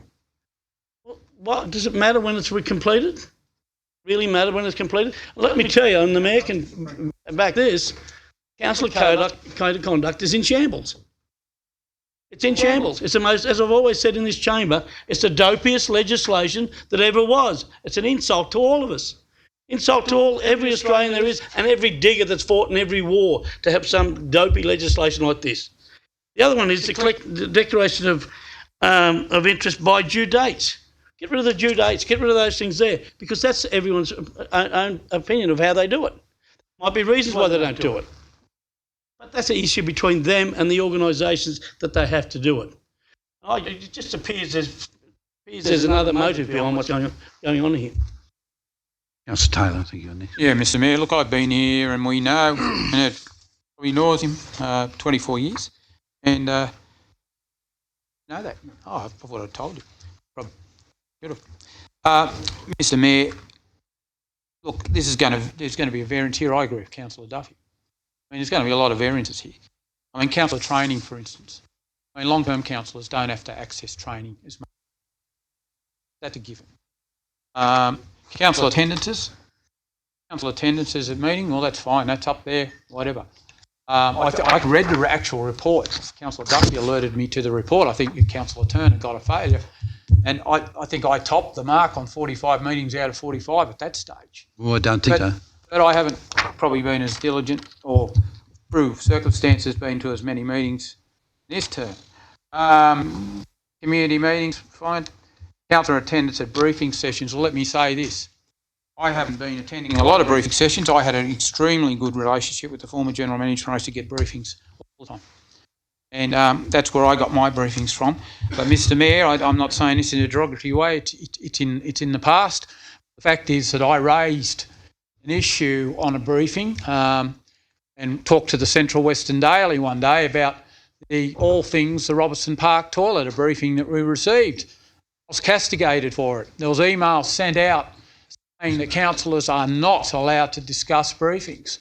Well, I said at that point, and that's the reason why now they're called workshops, because I said I'm not going to attend any briefings that aren't privy to the public, that the public don't know about. I believe that is, I don't think that there are anything other than things that are commercial in confidence, fine. But normal, day-to-day, don't have a problem with the public knowing all about it. So at that point I said, well, okay, if I'm going to be castigated for talking to the paper about an issue that's as public as the toilets, well, fine, let it be. The Code of Conduct has been basically, as Councillor Duffy has alluded to, made a joke of. Now the Supreme Court has ruled a number of rulings. You probably read the briefings. And really it's been stood on its head. So any training that's been undertaken in recent times, I mean, would have to be amended, I would imagine. And there are a few consequences that are going to come out of that, and particularly probably in this council. I've been here, and you know, Mr Mayor, you've been a critic of the situation too. For a I've been a long time critic of it. I've always said that the Code of Conducts are there for very, very, very serious issues. Not about someone trying to square someone up. I can tell you from my perspective, from my personal perspective, I was here for 22, I think, and a half years. Never had a Code of Conduct placed against me and never took one out against anyone. Not one. In the last, I think, 12, 18 months, I think on one meeting I attracted up to 10 for one meeting. So that shows you the level that the Code of Conduct situation has got to. So I have no problems with the Code of Conduct training and not being a supporter of it, and the completion of declarations of interest. I think I've got more mine in on time. I think so, but I think this year I may have had to have a reminder from Kath Davis because I had other things on my plate at the time. Reminder, and I duly put that in. But I don't think that is going to affect the people that I talk to down in Coles or at the Vic or up the street. I don't think they're going to hold that too much against me. It happens every time. Councillor Turner will tell us, you'll tell us, Mr Mayor, every time, every term. You know, the damning thing about this, I've never read a notice of motion in this chamber before where we've got all these things listed, and then in the background, straight away it says, much of the requested information is produced in the annual report as a requirement under the Local Government Act. It's all out there anyway. Go ahead, get it out there. The Central Western Daily, I'm sure, will do a thoroughly good job in putting it on the front page and telling us who's been naughty and who hasn't. But the ratepayers, let me say this from someone, and I don't know whether I'm going to be here next year. I don't know whether I'm going to contest the election. I don't know. I do not. But I can tell you what, being a councillor is interacting with the public.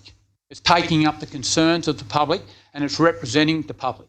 And the thing we tend to forget when you get elected to council is this, that you are elected by the people, for the people. You are one of the people, not a member of staff. You're not part of council. You are elected as the people's representative. And I think sometimes we all tend to forget that. Thanks, Councillor Taylor. You'll close the debate. Thank you, Mr Mayor. Look, this has been a very interesting debate. I love Councillor Duffy's comments about Councillor Turner taking his wife on a holiday, and I'm sure my wife will be watching on the live stream, hoping that I'll miss some meetings to take her on a holiday. But this motion really is about, I thought, answering questions which have been put to me in recent times, particularly when we have been promoting a Women in Council workshop, and they've asked honestly, what is the commitment? What's expected? Now, I don't think any councillors have anything to hide. We should stand by our record. It's published anyway in the annual report, but let's showcase the hard work of councillors in the broad, varied engagement, everything from ageing and access to community safety and crime prevention, the airport, Australia Day committees, traffic, Lucknow, Spring Hill, Clifton Grove, economic development and the NAIDOC Week committees. Let's actually show what people's involvement is, the leadership that's shown by those various chairs. But to be honest, nobody's suggested an amendment to change any of the points on the motion, so it's obviously okay that with everybody we're going to put this through. And I agree with Councillor Whitten that the legislated requirements should be explained in the body of the report to detail what's optional, what's being a new councillor and learning the ropes, but also what is actually mandated, and really make sure that we are assuring our community of our compliance so that we don't end up in the position that other councils have of maybe treading down a rather dodgy path in terms of their representation of their constituents. Mr Mayor, can I just say something very quick? When people are coming on to council, right? When people are coming on to council, they also need to know what some councillors have to endure, what their families have to endure. I've been given in the last few days a number of screenshots, people what they've been writing on social media. I will be pursuing that. But I'll show some people if they want. I've had dozens of them brought to me, what has actually been put up, the vile poison venom that's been spat. So people are considering coming on council. Just consider that. Taylor, can I just never say, experienced it in 23 years, but now experiencing it. I'd just say to you, look, I do agree with that. I copped them. I copped them from the media too, I've got by dozens the that sent time. through to me in the And last I will couple be of days. pursuing that matter now. We have that High Court ruling. No doubt in that. So look, I'll put Very important, Mr Mayor. the motion. All in favour. Show of hands, please. Against 3, 4. Matter arising, Mr Chairman. Matter arising, yes. Matter arising, Mr Chairman. It's about, I've sat in this chamber here and I've seen where Councillor Taylor had to make an apology. I've seen where yourself, Mr Mayor, had to make an apology. Matter arising. The matter is that I'm talking about the issues that we're talking about, the code of conduct and all those type of things, which was... It's not a... No. It's not a matter arising. I've got councillor code of conduct briefing sessions. I would like to see a report come back to us to see how we as a council can apologise for that, because we didn't have the power to impose that penalties. That, to me, that's very important, because the things that the mayor copped when it was talking about a certain situation, Councillor Taylor copped with coming for those things, it is absolutely wrong. There'll be further court action. I know what will coming, but I know it's coming. But I think we should have a report come to us about how we handle the council apologise to those councillors who are made apologise. How about along the things that I in any council I'd like to have that discussion with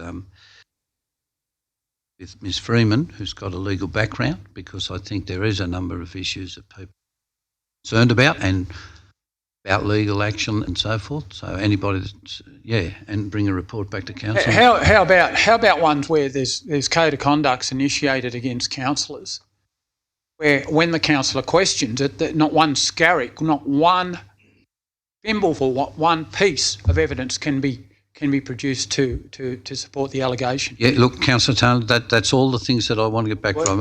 I'm very, very experienced in this, I can tell you. Very experienced in it. Okay? We have, so the motion was passed. The next one is 4.4, the notice of motion local preference purchasing policy.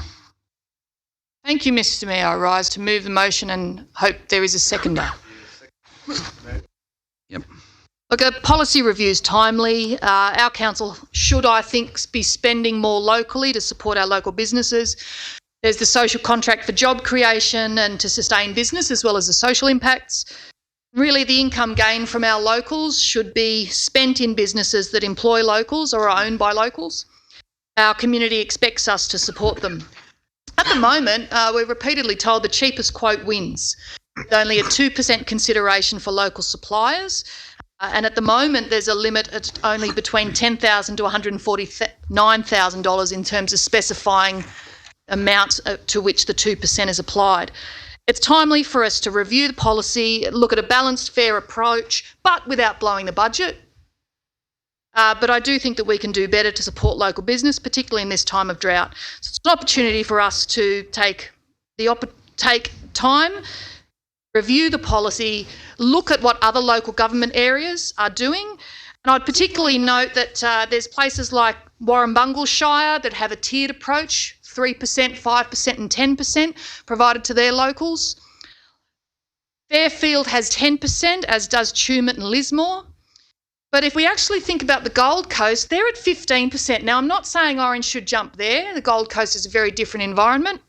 But I do think that we should review and provide an opportunity for our locals to have more of a chance of being the suppliers. Now, the way this works is whether it's buying mowers, cars, tractors, getting cleaning contracts, services for catering, we can actually then consider the tiered approach for any goods or services supplied to council to have more of a local benefit. So if it's a $100,000 tender, at the moment, we give them $2,000 in terms of being a local benefit. At $10,000 for an item or a service, that's only $200. And I do think that we can do better if we're looking at how we can support our local businesses. We're getting the money from them. We should be aiming to put more of it back into them and their employees. Yeah, I'll speak to it next, Councillor Whitten, and then I'll beat you. I beat you to it. I agree with you totally. It's time to review the policy. In fact, the policy we have now is a motion that I brought to council. We didn't have one, actually, that got through, and it was the staff made the decision at 2%. So it is a motion that was I brought forward. Mr Mayor. That's right. That's what I was going to say. And so we have that policy at the moment, and I think I agree with you totally. It's a time to actually have a review on it. I brought it up originally, one of the reasons I can tell you, because a number of car dealers approached me, including our former mayor. We have all these car dealers in Orange, and I said, well, look, it seems a bit crazy that at that time, if people remember, a lot of our cars, when I was looking at them, were from Wollongong and Sydney and all over the place. And I just asked the question then, and I remember when I first came on council, part of our policy also in employment, there was a sort of matrix used, and, I think if it was a young person applied for apprenticeship or a traineeship, they got more points if they were from here versus away. And I think that's all sorts of good things, because we are a business, and I said at the time, because we were running a campaign shop locally, that, you've got to do what you're asking other people to do. That is, we should be shopping locally as far as we possibly can, and if part of that is having a policy in place, and I agree with you, down at the local government conference, I did ask a number of councils, and it does vary. It surprised me at 15%. I don't think you could wear that, but certainly it is worth looking at the 2%. Councillor Whitten. Thank you, Mr Mayor. Yeah, look, I congratulate Councillor McRae. We've raised this many times, Mr Mayor, and we've been shot down every time. Mr. CEO, are you going to shoot me down?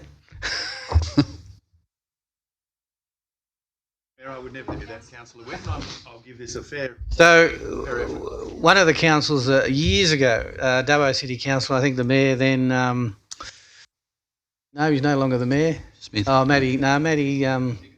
Matthew Dickerson. They brought in a 5%. The way they did it was that the only way that you were allowed to be participants in it if the company had directors living in the city, owners living in the city. Right?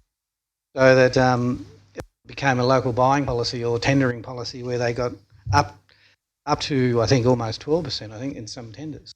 So, yeah, look, I think it's great. We should be supporting local business. I know that there's a whole lot of red tape involved in it around tenders and how they're dealt with, but other councils do it. They've got around it. Maybe they just run the gauntlet and wait they get in trouble. We'll leave that to the CEO. I don't think we'll do it that way. Thanks, Councillor Millett. Thank you, Mr Mayor. I rise to support the notice of motion.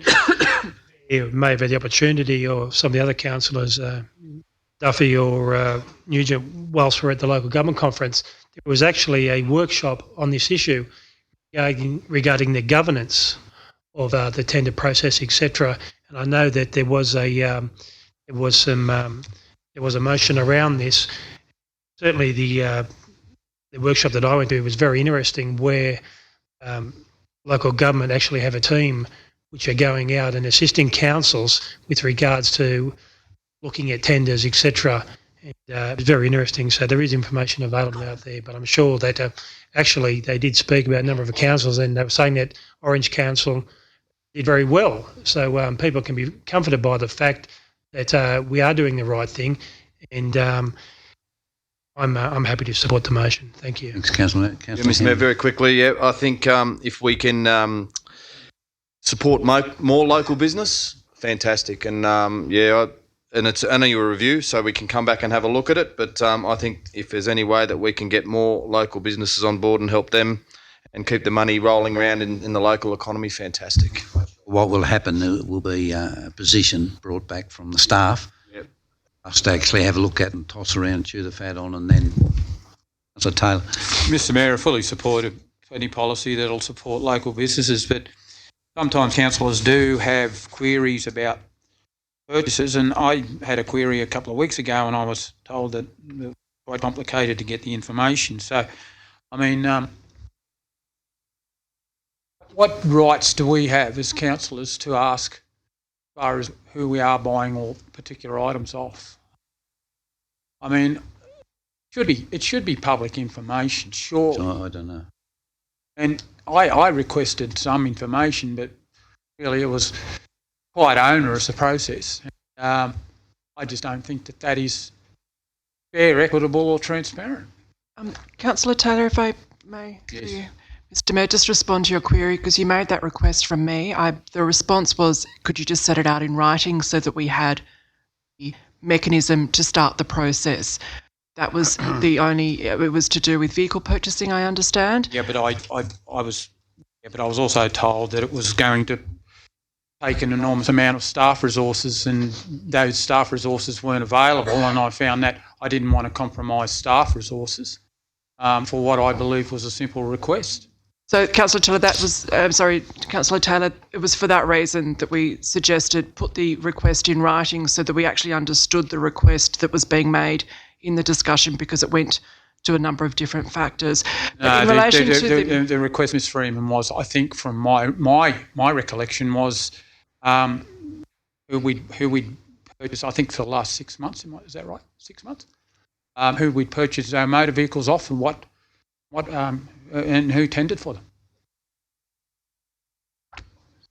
Okay, I think part of what we're asking in here, we need to have that vehicle purchasing policy and how we.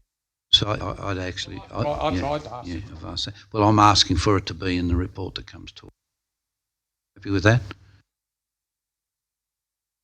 I am, Mr Mayor, if that's the case, but I was told that it would require an enormous amount of staff resources. That will come in the report. Follow that up for you. I don't want to clog staff resources up. Yep. Firstly, I'm very concerned that when councillors ask a question about where our money is spent, that there's barriers to actually answering it. So I think that we should be able to be clear and transparent and have that information. I'll certainly be advocating that as the Chair of Finance Policy Committee. That is quite a concern. But in terms of the concerns Councillor Witten's raised in regulatory frameworks, we do need to ensure that we abide by the Local Government Act 1993, Section 55, 55A, 400B to 400N. The Local Government General Regulations 2005, clauses 163 to 179, 209 and 211. We also need to be guided by the New South Wales Tendering Guidelines and the ICAC reports on local procurement and local preference. And we also need to be aware of the National Competition Policy and the Trade Practices Act. So setting up and reviewing this policy is not simple, but it is certainly of benefit to our community, and it's certainly something that we need to keep in mind when we are looking at our position as councillors supporting our community, but making sure we're doing a wise spend of our ratepayers' dollars. All in favour? Show of hands, please. No one against? 4.5 is Notice of Motion Development Forum. Munro. Thank you, Mr. Mayor and councillors. Look, this is really Sorry, I need a seconder. I'll second for discussion, Mr. Mayor. I think this is very much needed. The second point of it, number 2, I don't care if I chair it or not. I'd be very happy if Russell wants to chair it. No trouble at all. I do think this is very important. Over the last years, I've been approached by many people. They're quite achievers of our city that build things and put DAs in, and oftentimes we. Councillor Munro, can I just, sorry, I'll let you go. Can we, no, can I change that? Are you saying to change that to Councillor Turner as happy. chair of? Amendment. Russell was to chair the meeting. I'm just clarifying the motion, that's all. I'll move it. That's okay. Doesn't really worry me. All right, Councillor Turner as chair of the. I only put myself up there because it was my idea. It hasn't. It's not the first time it's ever happened. I think John Davis called one at Kelly's pub. Had a whole heap of people there and spoke freely and openly. I think this is important because we have, the way I look at it there, the engine room. We in this council, we have a great big folder full of DAs, and these are the people that put the DAs in. These are the people that contribute a lot of money to our economy, and they're very much quite achievers. We, as council, I think, should be there to listen. And if it was to happen, general manager, along with the councillors, and maybe scribe, someone to take notes for the general manager, a staff member. I think that'd be a good idea, because what we get from that is open discussion. Open discussion in that little forum of professional people. Might be investors, developers, it could be surveyors, it could be other people that have a lot of knowledge. I feel we should be drawing on the brains trust of the people around us that are doing these things. Nothing sinister about talking to people that are investing money in our town. I think, my experience, knowledge in the area, I honestly feel that councillors need to hear in a place that's not official, just something they can bring up ideas, they can put points of view, the manager can take them on, and we as councillors can. This is another part of our community we really never talk to. We talk to parts of the community. Social groups and the rest of it. Be an opportunity for people to be able to talk freely, advice, ideas, taken on merit for the people that are going to turn up and have a chat. Honestly, councillors, not much to offer people that are putting so much into our community. I'd like your support. Up to debate, I'd like you to all have a chat. Stephen, I'd like to. Is it Councillor Taylor?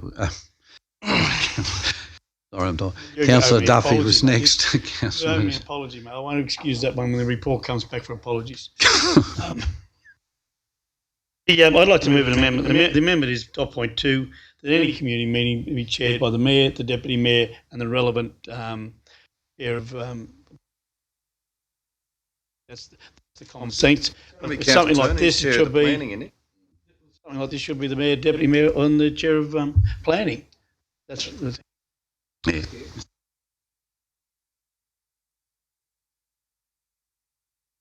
Yeah, you just please.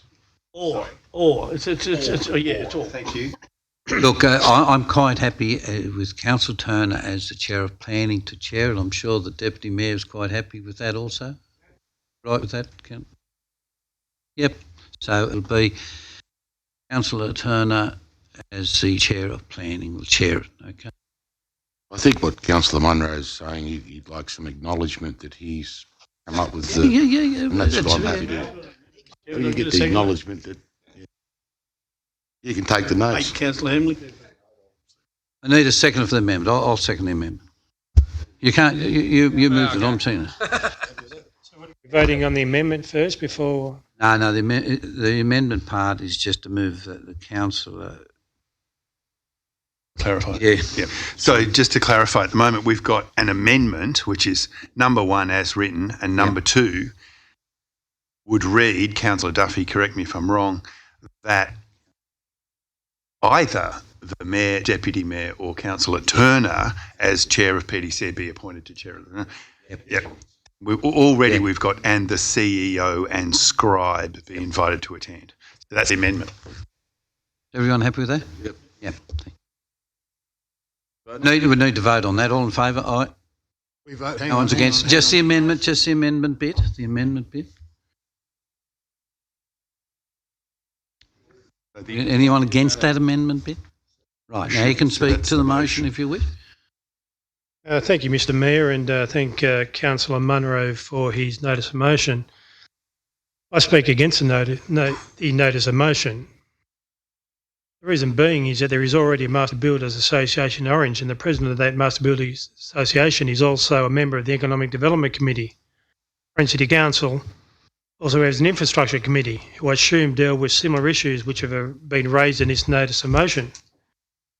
Being involved in such council committees allows councillors to be more visual to the community, whilst allowing more authority with regards to recommendations that are brought back to the council chamber.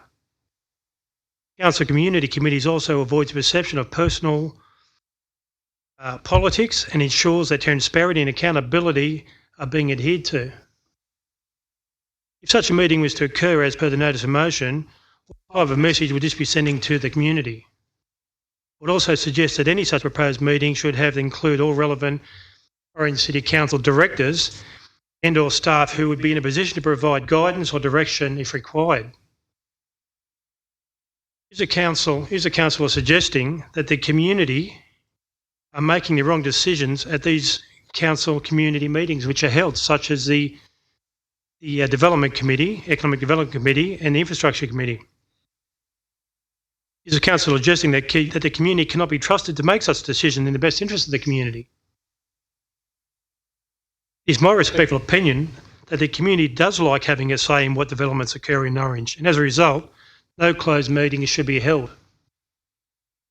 I'm also against the meeting being held because of potentially disenfranchising the community and introducing the possibility or the perception that deals on potential communities that councillors may be doing deals with councillors or builders. It also avoids a perception of personal politics, potential conflicts of interest, and ensures that transparency and accountability are always being adhered to. For these reasons, I cannot support the notice of motion. Councillor Miletto, any other speakers for or against? Councillor Turner. Thanks, Mr Mayor. Whilst I support Councillor Munro's intention, I do have some concerns. Like, who are we going to describe? Who is a developer? What is a developer? We all know we've got one or two or three of the major I developers. might allow Councillor Munro to answer that. Then Oh, sorry. I'm wondering the CEO can, yeah, you said. who is going to be on the invitation list. I also have some concerns that if it gets too big, people are not going to really express their feelings as against a one-on-one. And I would hope that if one of the developers has a concern, I've spoken to a number of the developers, Chairman of Planning, over a period of time. It won't be recorded on Councillor McRae's little thing tonight, but I'm not quite sure where we go with this, because speaking to those developers, they've all got the answers. We're charging too much, taking too long, etc., etc. But then when you really ask them specifics, they start to understand where council staff may be coming from. And a lot of it is state government regulation. It's not council at all, when you get down to the nitty-gritty. Who are we going to invite? Are we going to invite some of the major project builders, who are a very important part of the town as well? The CEO really wants to answer that. Well, before you go on to the next one. That's all part of what I wrote down. What are the terms of reference? So that's all part of that. I would be more in favour of having it in the council venue here or one of the meeting rooms. I know Councillor Davis had it in one of the hotels to perhaps give the people more relaxed atmosphere, or I'm not quite sure what is the best way to go. The Kellys again, but it's... If you could open the door, yeah. But anyway, the CEO wants to answer my question. So, Mr. Chair, Mr. Mayor, my intention would be to make it an open invitation, to make sure that it wasn't perceived as some sort of closed forum. So I would put adverts in the paper saying you're welcome to come to a council-run forum for the development industry, and people can, anyone can come. That would be my intention. But also, Mr. Mayor, I think also, yes, that's step one. But I think it'd be quite important for some of the key players to be phoned and say, "Hey, would you come, please?" etc., etc. I think you need that personal approach to get some of the people that we see as desirable being there. That will be done. Yep. Mayor, very quickly, I don't have a problem as long as it's open and anyone can come and sit down and listen. And if they've got a question on how we do stuff, just like the footpaths and roads forum, we had about 3 people here. So if they're interested, come along. If not, it's up to them. Councillor. Yeah, Mr. Mayor, look, I think we need to control it a little bit. As Councillor Turner has said, what would be the agenda? It would be helpful if they sent questions in so that staff could already... It doesn't become a head-kicking exercise. That's our job. Just joking. Geez, those pigeons are getting big. What, did you get something on your jacket? The banging noise up the back. Are you I thought it was a pigeon. Yeah, so I think for a bit of, so that it's controlled, yeah, probably better that they send in questions. So that, and I think the staff would applaud it as well. They get a bit of feedback. I know they already deal with the major developers anyway. But. I just make something clear, Mr. Mayor, with your indulgence, Councillor Whitten. I have no intention, because I'm going to be the only invitee on staff with a scribe, of answering any questions on such a forum. Oh. Taking notes on what... This is the discussions I've had with Councillor Munro. I will be sitting there and I'll be listening and taking notes. I will not be saying, well, this is how it works. I just want to make that clear. And that is in number 2, because all staff are excluded apart from myself and my chosen scribe. There'll be no development staff there, no engineering staff there. Why can't they just send them in anyway? They can, but I won't answer them on the night, is what I'm saying. I just want to make that clear. Why have the forum? It won't be interactive. Just What are they going to get out on of the it? website or something. Fine, I'm just want to make it They clear. have it on the website. What are the developers going to get out of it if they can't get an answer, question answered? I think it's Mr. unfair that I Waddell would is saying to be you, on if my- you look at what the motion is saying, what's been requested, you can vote against it if you wish and say, put up an amendment, but as it is at the moment, it is the CEO and a scribe. What's the point? No, you've intent spoken, came unless you want to clarify. Councillor Nugent. Yes, thanks, Mr. Mayor. Look, what we're talking about seems to be evolving minute by minute, and I'm not really clear what it is that we're proposing to do now. We're talking about having it as an open forum, but none of the staff, except for the CEO and a scribe, are invited to attend. I don't really get that. I also don't really get what the need for this forum is. It seems to me there's plenty of channels for communication already available through, as Councillor Miletto said, through community committees, direct to staff, direct to the CEO. I'm sure the CEO is happy to talk to people at any time. So maybe putting words in your mouth there, Mr. CEO. But look, I think there are enough channels of communication already in existence. There's no indication of what the issues are or what the issues are and why there is a need to have such a forum. It's just too short on detail for me to support this motion. Councillor Nugent. Look, let me clarify I'll let you clarify once. a couple of things, right? Now, the intention is got a brand new CEO or GM. No, CEO. Yeah, right. Okay, we've got a brand new CEO. Made commitments to grow the city. He's made commitments to us to wide variety of different ideas and grow and get some more activity going in this city as far as economics. We can put on display to number of people, professionals in town that do planning and other things that don't work for council, that work for developers. Mr. Chairman, he's closing the debate. No. I think we get the idea what you want now. That's clarified. It's very, very. I think everyone's clear on it now. Yep. Okay. So you're right. And others. Thank you, Mr. Mayor. I'll speak against the motion. I've got similar concerns to Councillor Turner with what's the definition of developer? Is it, building a duplex on a block in town, or is it a new development that's going to be 3,000 homes? I'd like more clarity around who's able to attend. I'm not sure that a unique forum is really appropriate. We had comments earlier tonight that developers don't represent ratepayers and that the considerations of amenity and planning law are vital. So I'm a little bit concerned about giving them a forum that's different to what other people have access to. And to be honest, I thought that the developers to some extent are in competition with each other for what they end up producing. I don't know why they'd want to be in a room together sharing honestly their different perspectives of what council could do better to help their businesses grow. I think that would happen one-on-one where they are able to access the council staff to actually work through their individual concerns. So I'm not sure that the forum's the right way to solve the problems that obviously, I agree, Councillor Munro, that we do have some issues with developers getting things through, rescission motions being one of them.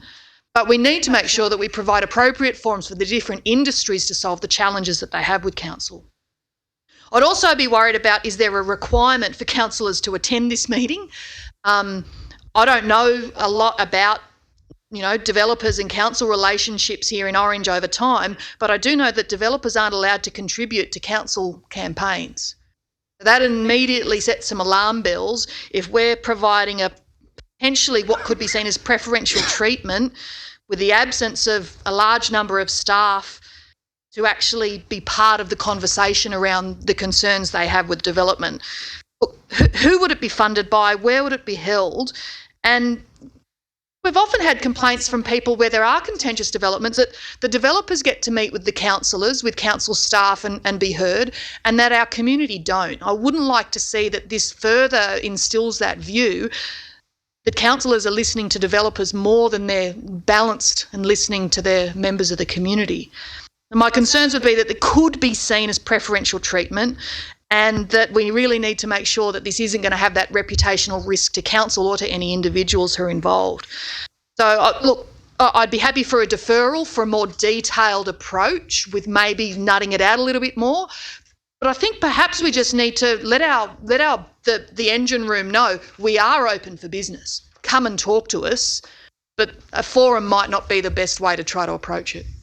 Councillor McRae, any other speakers? Right, I really can't see the point. If the CEO is there and he won't be answering any questions, I really don't know what's going to be achieved.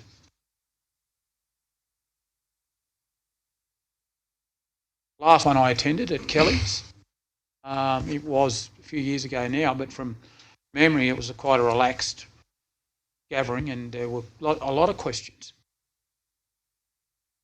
So,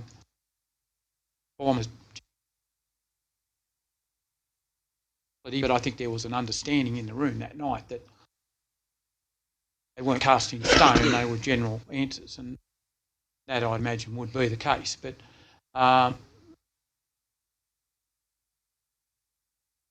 don't see the point. If developers are going to go there, no answers, questions can be answered. What are we looking for an outcome? No questions. Just might get the CEO to... Mr Chair, if I could clarify, I think it was a bit glib what I said. When I've talked to Councillor Munro about this forum, it's about me listening.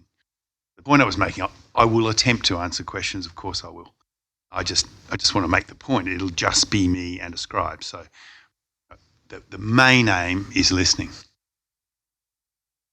You have to bring back information. Have I got an amendment in there? It is now the motion. It is the motion. Amendment if the second is happy, and vote against it. Oh, look, I think we'll leave it in there. You're all over the place here. Eh? Put it, please. Yeah, well, look, I'm going to say, I have no trouble if we want to have a forum. I think that I've been approached to have one, obviously, on the rating in the CBD. The main thing that it is very, very transparent. We will advertise it. We'll pick a venue. It's open to anybody that wants to come. I will say, in saying that, I find it quite amazing. I think there's not too many developers I wouldn't know in Orange and that I haven't spoken to at various times, whether it be socially at the footy or at the pub or down the street or whatever. No different from a ratepayer approach me on rates or approaching me on the football fields been mown too short and a whole range of issues. So I don't agree with the comments being made that they don't have fair order. And I think I'm speaking on behalf of the majority of councillors in here would have had different builders and developers in their ear and ratepayers in there. That's what Councillor Taylor said earlier. That's what we're here for, to listen to people. So I have no trouble if we want to have a forum. It will be advertised. It'll be in a comfortable spot. CEO there and a scribe. Many councillors that come along, but we've got to make it quite clear tonight that Councillor Munro wants it where we're listening, and we'd get back to them in answering their questions. Now I'm going to put them. You've got the right reply. Sorry, you closed the debate. Thank you. Look, about getting the conversation started. Many different areas. Look, there's developers that have me that they could easily money in time if they had knowledge. So it might be put to the general manager to, if someone puts a DA in, they'll have that knowledge to begin with, if rather than hit a stumbling block when they get halfway through it. Maybe can't afford that extra hurdle that they've had to go over. They're the sort of things that come and add investors. You could be somebody that's just doing a battle axe block, whatever. The things that are really important, and the bigger ones. Talking about, if we talk about the bigger, the people that probably are the lot. We're only talking about 30 or 40 people, 50 maybe, with surveyors and other people that have got experience that can be the brains trust to council. And that I feel if we're going to be with development and orange asked in this sort of setting. David, The committed himself to the job. I'm trying to help him help the city grow. I'm sure he appreciates that help. So that's the whole crux of the motion. Right? Decide not to. No forum. Then be able to do something else. Encourage conversation with staff. I agree with having a simple forum where you can meet in some place that's neutral, that can have open conversation, which is pretty simple to ask. Councillors can find at least 2 hours or an hour and a half to come along and listen and actually be informed by people a lot more experienced than you guys. Development and trying to get things going. Councillor Martin, you're stepping on dangerous thin water there. There could be councillors in are very, very familiar in this area and could be developers. I don't know. That's exactly right. But what we need to do, have a conversation. That's all I'm trying to encourage. Okay. Well done. Now, I'm going to put the motion. All in favour? Hands up, please. 5 against. 1, 2, 3, 4, 5, 6. The motion is defeated. We move on to item 5, which is general reports. First of all, we've got 5.1 is recommendations and resolutions from policy committees. Recommendations. Councillor Whitten, second Councillor Nugent. All in favour? Aye. Thank you. 5.2 is an update on outstanding resolutions of council, including questions taken on notice and notices of motion.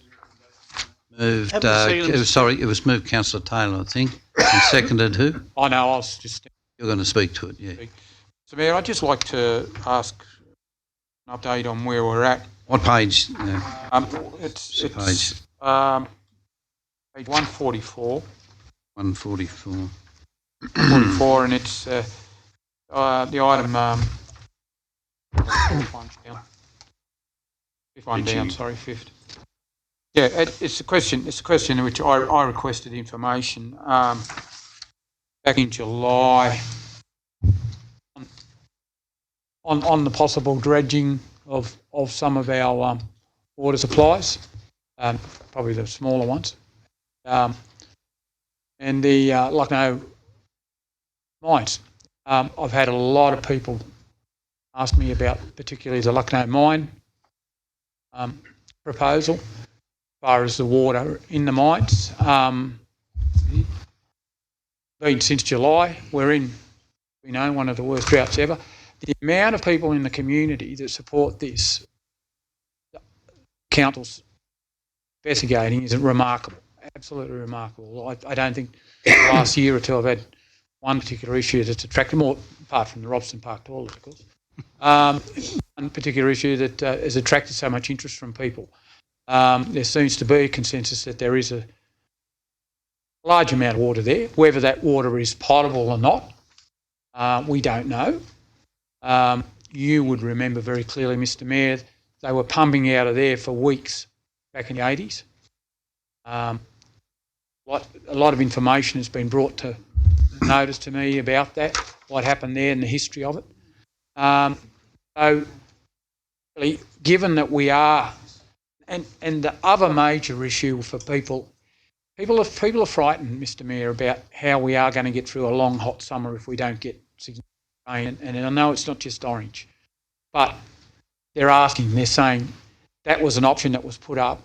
Where are we up to? And I've had to say, well, look, we're waiting for the update. I'll get the director to answer that.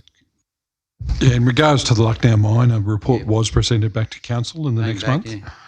Yeah. In regards to the meeting, I was. It did come back. I've got it in my desk. I'll give it to you tomorrow. I'll certainly provide a copy through to you. Because I Yep.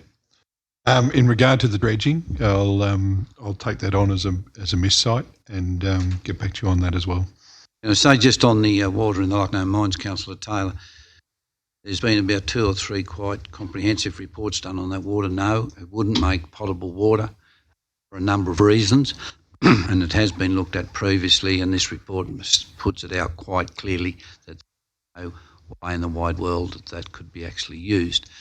But Mr Greenham, I know, and the staff are looking at a couple of other possibilities at the moment, which we can't talk about at this stage, but the dredging one, particularly with transferring water from Gosling and the other one across, we'll get that back to you. Mr Mayor, we know, every farmer knows in dry times they clean out their dams and it's the larger scale. I know, but we've got to be careful in what we do. Any supply that's part of a town water supply has to go through fairly rigid approval process from the EPA, and I will use a simple example, dredging Lake Canobolas, because I get that probably about 2 times a week. Well, they wouldn't allow us to dredge Lake Canobolas because it's in a catchment area that comes down from Mount Canobolas, and all that area through there used to be orchards. Mr Mayor, I think we're confused. That's just that one. I think we're confused. It's not actually dredging. It's dry parts of the dams, the smaller capacity dams. Silt. The silt. So let's not confuse it with dredging where the water is going to be sullied and sorry, I mean, not usable. My apology, I mean desilting, and Yes. I'm just saying with the Lake Canobolas one, wouldn't get permission to desilt that one because of possible disturbance to things that would be well down in silt. Mayor, sorry, just while we're on water, sorry, this is questions. I've been out of action for about a month. I have been getting lots of people asking me about water. Following on from, personally, I want to know where we're up to so I can give some proper answers. And 2, I know ECO have got some sort of meeting on tomorrow. Is it worth us having a meeting with all staff invited, relevant water staff, informing the people of what we're up to, what we've got planned, just along for the ride as well, because I know, as Councillor Taylor said, there is a lot of concerned people out there. Councillor Whitner's just confirmed I wasn't here for the meeting when the Lucknow one was. Look, certainly no problems with that, but can I just say there's been an incredible amount of media go out about where we are with water, our consumptive use, how much we've got left, what we've got in our storage as it goes out actually weekly. And there's been a number of reports that have come back to council. But no, in saying that, if councillors wish to have a briefing session or workshop on water, we can certainly have that, but we'd need to know what councillors are going to be there to pull all our staff in. Water, director, and then 2 or 3 of us turn up. Mayor, could I make a suggestion with water? With our radio, newspaper ads and so forth, could we please tell people what level 5 restrictions are? Because what we are currently doing at the moment is just referring people to the website. Now, older people, particularly, do not access websites. And they are continually asking me what level 5 is because they have no idea. And every time they listen to the radio or read the newspaper, it only refers them to the website. And can we be conscious of that when we advertise? There are a significant amount of people out in the Orange community, not only this community, everywhere, particularly older people, who don't access computers and are not IT savvy. And that's the way it is, and that's the way it will be. So we need to make sure they are well informed. And older people, Mr Mayor, are probably the people who are most compliant to water restrictions anyway. So it's vitally important that we let them know what those water restrictions are. I think we've erred there, and I'd like to see that corrected. Can I just address Councillor Hamling's initial question? I might ask Director Greenham to just give us a little précis of what's going on in the project area and in the education area, because there's a lot going on. I hear what you're saying. Were you referring to an open forum as in a public forum? Like the Public one we forum. had for, like, it's just, Okay. it's, you know, and I think that's people mightn't get the information that we are putting out there, but if we hold an open forum inviting people to come along and talk about what's going on with what we've got planned and what we're doing, blah, blah, blah, we give people the opportunity to come along and listen. That's all. Mr. Greenham's manager, Mr. Beattie, did a talk to about 400 council staff. We can reproduce that. Ian, would you like to say a few? Yeah, certainly. Look, from a demand management side of things, the level 5 restrictions and the advertising we have been doing, referring people to the website, I understand we're still missing some people, is working very well. What we have been doing, our current combined water storage is sitting around 29%, just below the 30% mark for coming into level 5. And provided we manage that well, that will last a good 12 months. That's without rain. So that's assuming that we're in a very continued dry state going forward. Long range forecasts on the Elders website, for what it's worth, is actually looking at a return to normal weather. So it's a little bit above average for the next few months, a little bit below average for October.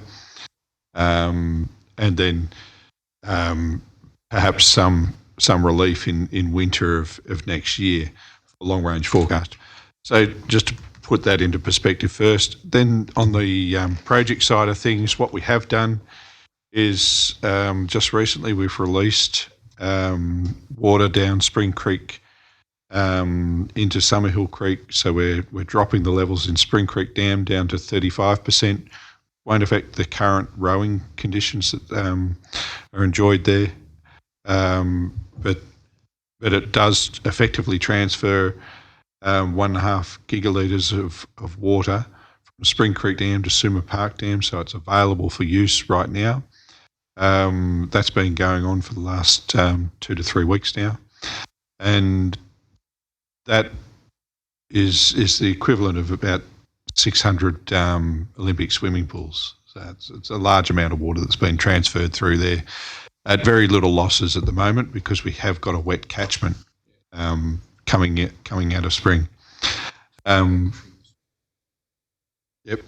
So the other thing, since July, we've got 2 applications in, one with NRA around how we operate the Suma Park Dam and our environmental releases. I won't go into too much detail there, but it's looking at a staged approach where instead of releasing what would be an environmental release at a constant flow all the way down to 25% combined storages and then turning the tap off, we have a step approach where above 50% we stay as normal, below 25% we still turn the tap off, but between 50 and 25 we actually save a little bit in environmental flows. That's been in there since July. We're still waiting on that to come through. One of the conditions we did get approval through NRA was during our transfer from Spring Creek Dam that we didn't actually have to release from Suma Park Dam those inflows, which is one of the requirements. So we did get some stuff back from NRA in time. The other one is through the Department of Planning for the operation of the Macquarie pipeline. We've got a permanent application in at the moment for based on modelling. So we're not actually changing. Not actually changing our conditions of consent. Under our conditions of consent with new modelling, you can actually apply to where that, and now that we've got a gauge station there with flows at Long Point for the last 7 years, we've calibrated what those flows were against the 1 in 10 year storms, 1 in 20 year storms within the catchment, and shown how those flows actually model quite well to a model that includes the development within the catchment, that brings it back down. So we're looking at a 70 megalitre trigger point in that one. There was two parts to that as well. There was a second part that was based on we originally in our original application had a 10% buffer, which was like a factor of safety, so to speak. So we were at 108 and our trigger point was 119 with that 10% buffer. Once the Office of Water were happy that the gauging station was calibrated and was accurately measuring the water flows through there, it was in our application, in our conditions of consent, that 10% buffer could be removed. So we had that letter back in July and we made that application, and in September we got the approval to take that 10% buffer off. So that's no longer applied because the Office of Water are happy with that gauging station. So that's their applications of just an administrative point of view. What the administrators have said from the Department of Planning is we may be better off applying for a emergency one-off application rather than a permanent lowering, because the permanent lowering might take a longer process to get approval through. So we'll have a look at that, and we're talking to.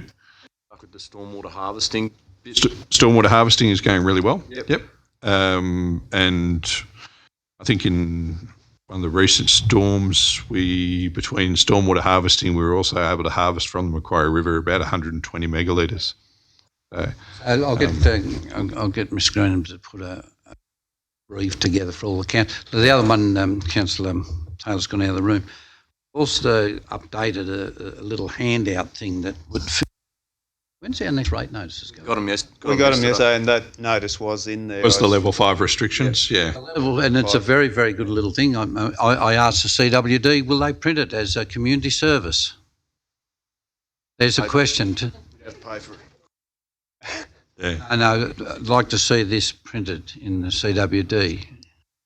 It's actually a really useful little on a Saturday form, and we put it straight up on our fridge. And it's good. I've got it on the fridge, so yeah, that's going out. Everyone as well. As well as that, there was $5.5 million announced from the state government to investigate and activate the Cowra pipeline that's already there, with CTW already share water down to Cowra. Actually reverse that so that you get access to some of the water that's actually stored in Wangala. So that's in place as well. At the same time, our staff are working on a number of other projects while we've got this crisis on, not to make the best of it, and look at stage 2 of Lackman's stormwater harvesting scheme, and a pipeline between Spring Creek Dam directly to our water treatment facility there at Isley Road. And can I just say, the Herald are coming up here early next week to do a story on Orange's water, what water we have, and all the different bits and pieces we've been putting together with the lowest consumptive potable water use in Australia. Things are going terrific, and they're going to run a major feature on it actually. So, yeah, next week sometime. If we finish on water and we a have. really important issue. Sorry, the CEO wants to say Mr. Chair, I want to ask Councillor Hamling, do you want us to arrange a water forum? Public forum? If the public found that out, they wouldn't lay a lot of fears. It would be a good idea. Yeah. A lot of fear out in the community. There is a lot of fear out there. Yes, there is. So there's no harm. Sure. And I would, and Councillor Hamling and Councillor Turner will, Councillor Taylor will chair that one.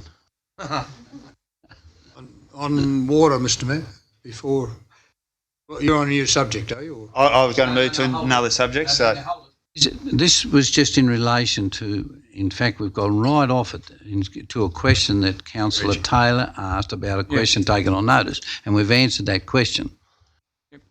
Okay. I've got a couple of questions on other issues. In relation to sister city relationships, I note that there was... What one is it? What page? On page 144, the last item on the bottom of 144. Just about, there was meant to be a teleconference today, just wondering whether that happened tomorrow. Yep, it's been is it the pushed. 22nd? It was It's pushed to tomorrow. Okay. So will we just get some feedback via email after that? Thank you. That'll be great.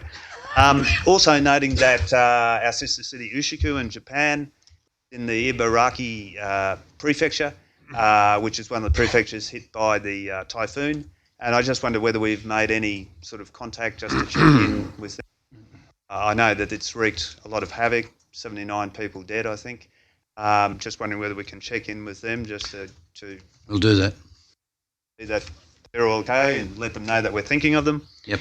Bottom of page 145, pre-bond report from March. I know that the planning department's been quite short-staffed for a number of months now, but just wondering whether we've got any time frame when that might be available. Mr. Chair, mea culpa there. I will commit to a report or memo in November. Thank you. That'll be great. And finally, just on 157, page 157, the welcome to Orange signage. We discussed at our community committee meeting. I just wondering what the next steps with that are. Mr. I think Mayor. the next step is that the next meeting we will make a decision on some signs and going ahead, and they won't be overly priced, airy sort of signs. I think that's not what we wanted originally, and I don't want to see this going on for the next 3 years, making a decision on orange, that side of town and that side of town. Yeah, That's where it will be. I agree. Yep. And I think the next meeting has just been called in November. Yep, That's that's correct. Ways. Yep. So that'll be great. And I've been discussing that with the CEO. We have discussions with that. Okay? Right. Someone put, all in favour? Aye, against? Thank you. 5.2. 5.3. Just over. Statement of investments. Move the recommendation. Moved Councillor Whitten, second Councillor Nugent. All in favour? Hands up, please. Hands, we've got a... Yep. Hands, thank you. 5.4 is a request for financial assistance round 1 event sponsorship program. Move the recommendation. Councillor Turner. Happy to second it. Councillor Miletto, all in favour? Hands, please. May I sorry. speak? Just a point of clarification. I know we had a speaker in the open forum, Mr Mayor, who identified, and it's in relation to number 7, who mentioned a higher amount. However, the application itself didn't specify what they wanted, and I note that there's been an amount therefore recommended. It might be an opportunity. This is a new program, a new way to, give out money for events, but we might reinforce that a number of these applications didn't actually specify how much they wanted, and it's probably an important step for future applicants to consider. Be clear in what you want. We might not be able to give you everything, but at least set an amount that you're striving for so that we've got a ballpark figure to try to keep you happy. It will do. 5.5 is it? Sorry, I interrupted the vote on that one. It's unanimous. All put your hands up again. Councillor McRae wants hands in the air for practice. Now put them down. Thank you. 5.5 is a day on the green. Moved. Seconded. All in favour? Hands up. I've got a question. Councillor Can I McCabe, your ask- hand up or down? Question, Mr Chairman. Down. Very slow. Is what's Cabon putting into this? No idea. They putting into this, and is some of our money going into capital infrastructure on the property? I'll get Mr Edmund to answer. I've got no idea. Through you, Mr Chair, the report actually notes that application has been made to Cabon, but so funded some of the funding that will go through Day on the Green will be for site establishment.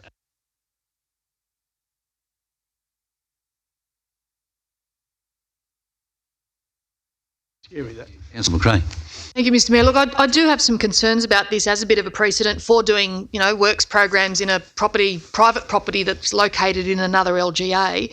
But also note it just seems like it's a bit the cart for the horse in terms of that they've already sold a lot of tickets to the event, and we're probably a bit stuck if we look a bit stingy and a bit ordinary if we were to actually not fund what seems to be a very well supported event in terms of, from what I have heard, the sales of 6,000 tickets on the first afternoon of the Day on the Green members. But look, I think we could probably do better in terms of the process of supporting this particular program. But it does look like a great event for our community. It just seems a bit odd that we're looking at the funding after we've already got the event coming, and it's for capital works in a private property in another LGA. It's not ideal. But you can vote against it. For Munro. In my mind, you've got to support it because this is something that's going to be perpetual, I'd expect. And you think about the what's Cabon really got to how are they going to house people? Are they going to put them in tents in Mildred or Canandra somewhere? No, it's not going to happen. They're all going to stay. Most of these people are going to come from out of our district. Going to spend a lot of money in our area. Being Cabon, well, so be it. But motels be chock-a-block in Orange. It's something that's really a great thing.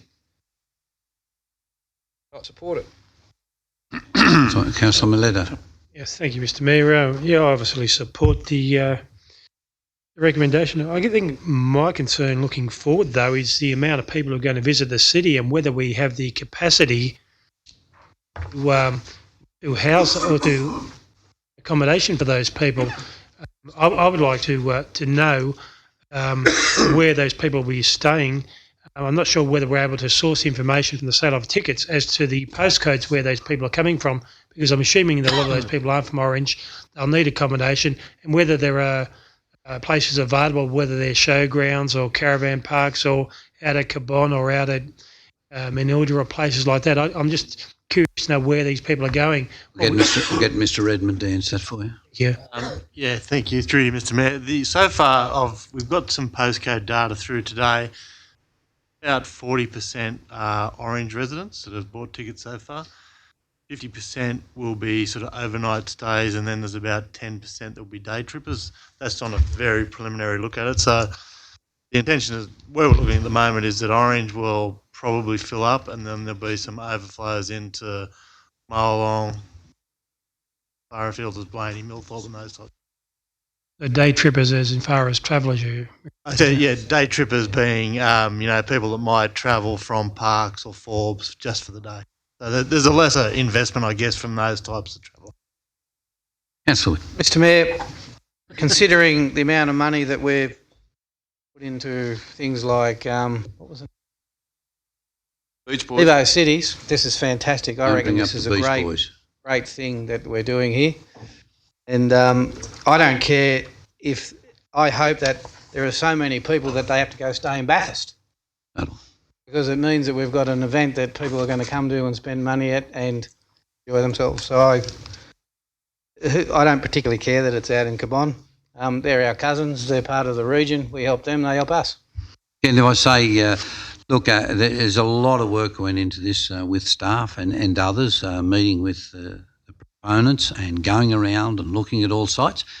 It wasn't our selection of site, it was theirs, right? It doesn't really matter if it's in Cabon. I mean, it's like the car races in Bathurst. Every motel in Orange was full for the car races. I think we should be thinking regionally. I think for the time of the year it works in perfectly, actually. I mean, it's just after school holidays, we won't have 1,000 people coming to Orange otherwise wanting to stay in Orange for the weekend. But I think more importantly is that always, and if you say some people don't know what the water restrictions are, we get more comments from younger people, there's nothing on for them. No, we should have more concerts, or we should have this sort of thing. And I think this is an excellent opportunity. Excellent opportunity for that. If you look at where they've held them previously, they've been in smaller towns and cities than Orange, and they've been able to cope with that amount of people. I think it'll all work. As I said, I'm looking forward to see how logistically they get the people in and out of there, but that's the RMS and Bond Council's worry, not ours. I know who Cold Chisel are and Birds of Tokyo, but Magic Dirt Oh, very, very popular. Hmm. I don't. Has anyone heard of them? Yeah. Is it the same as Woodstock? You wouldn't have heard of Jimi Hendrix and Zeppelin.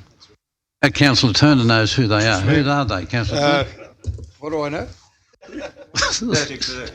He goes back before that. There he came, Mr. Mayor. Supporting the recommendation. Now look at the publicity that Bathurst has got with Elton John. Even the big billboards on the way to Sydney. Elton John's coming to Bathurst, etc.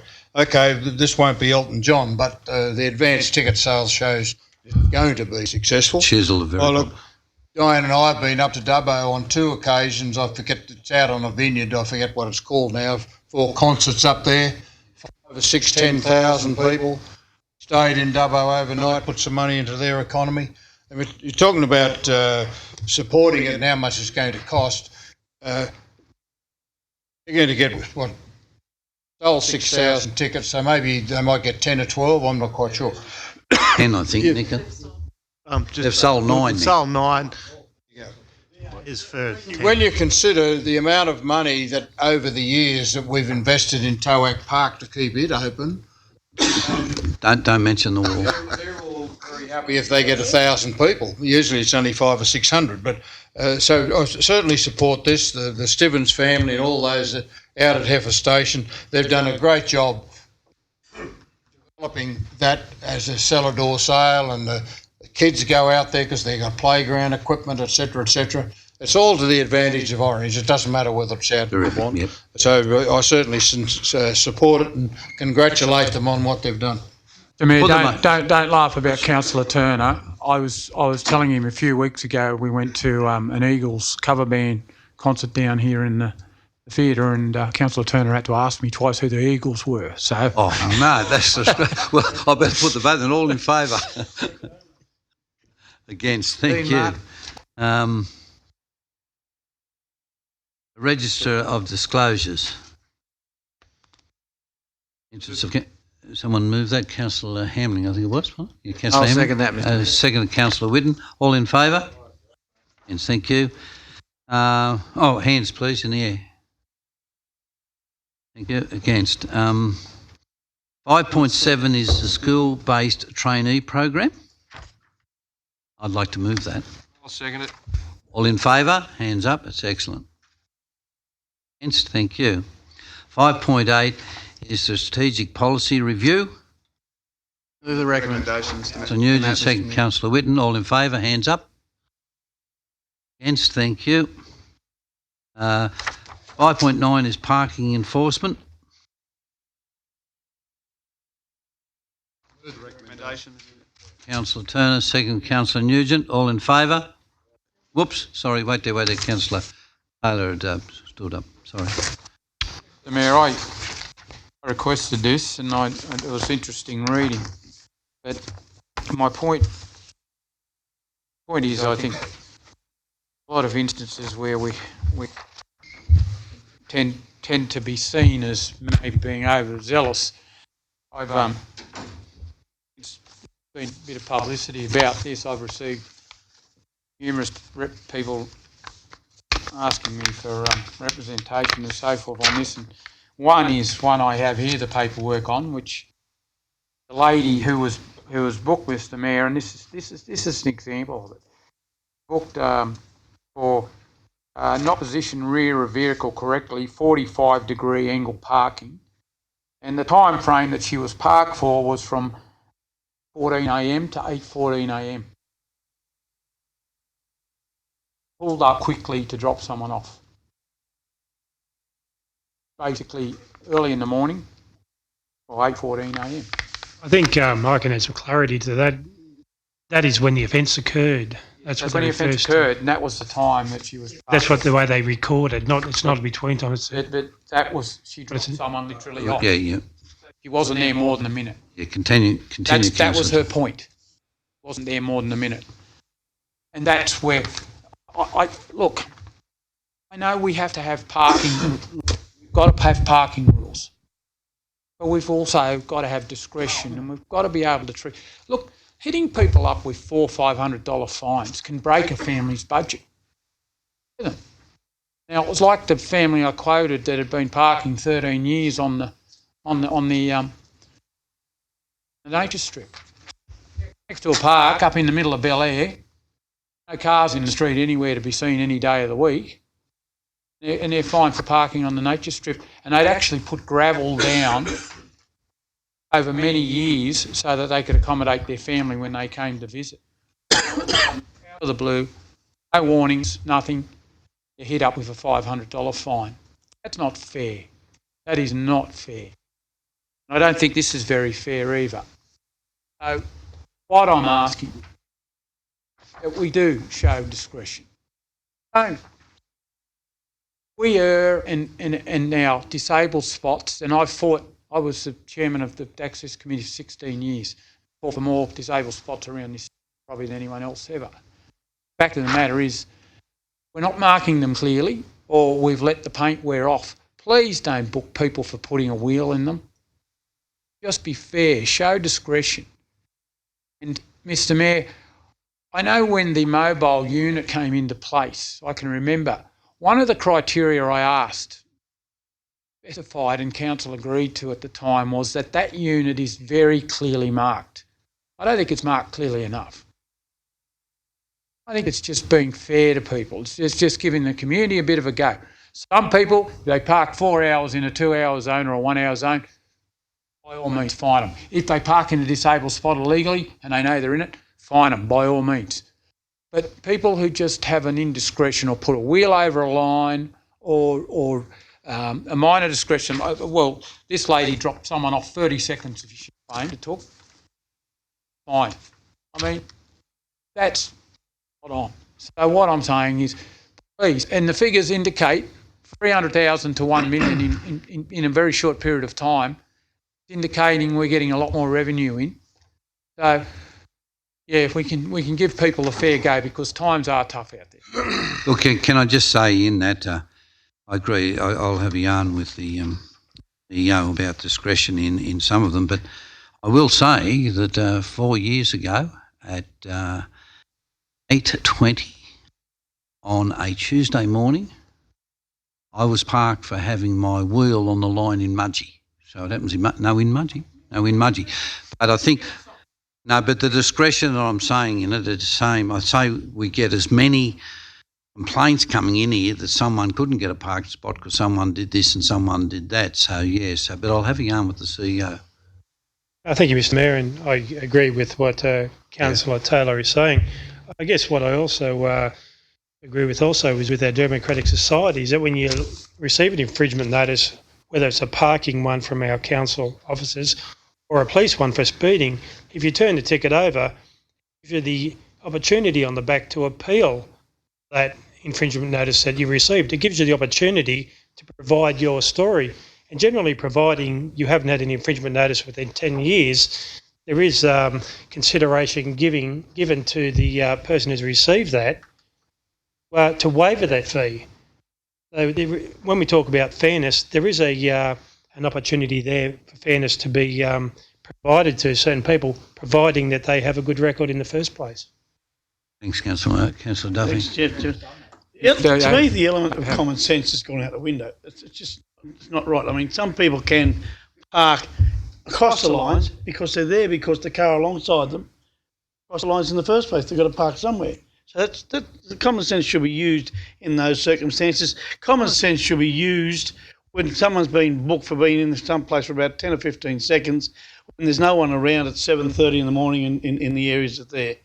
My other thing is here, I've mentioned this to people down at the conference, and the other council said to me, hey, that's revenue raising.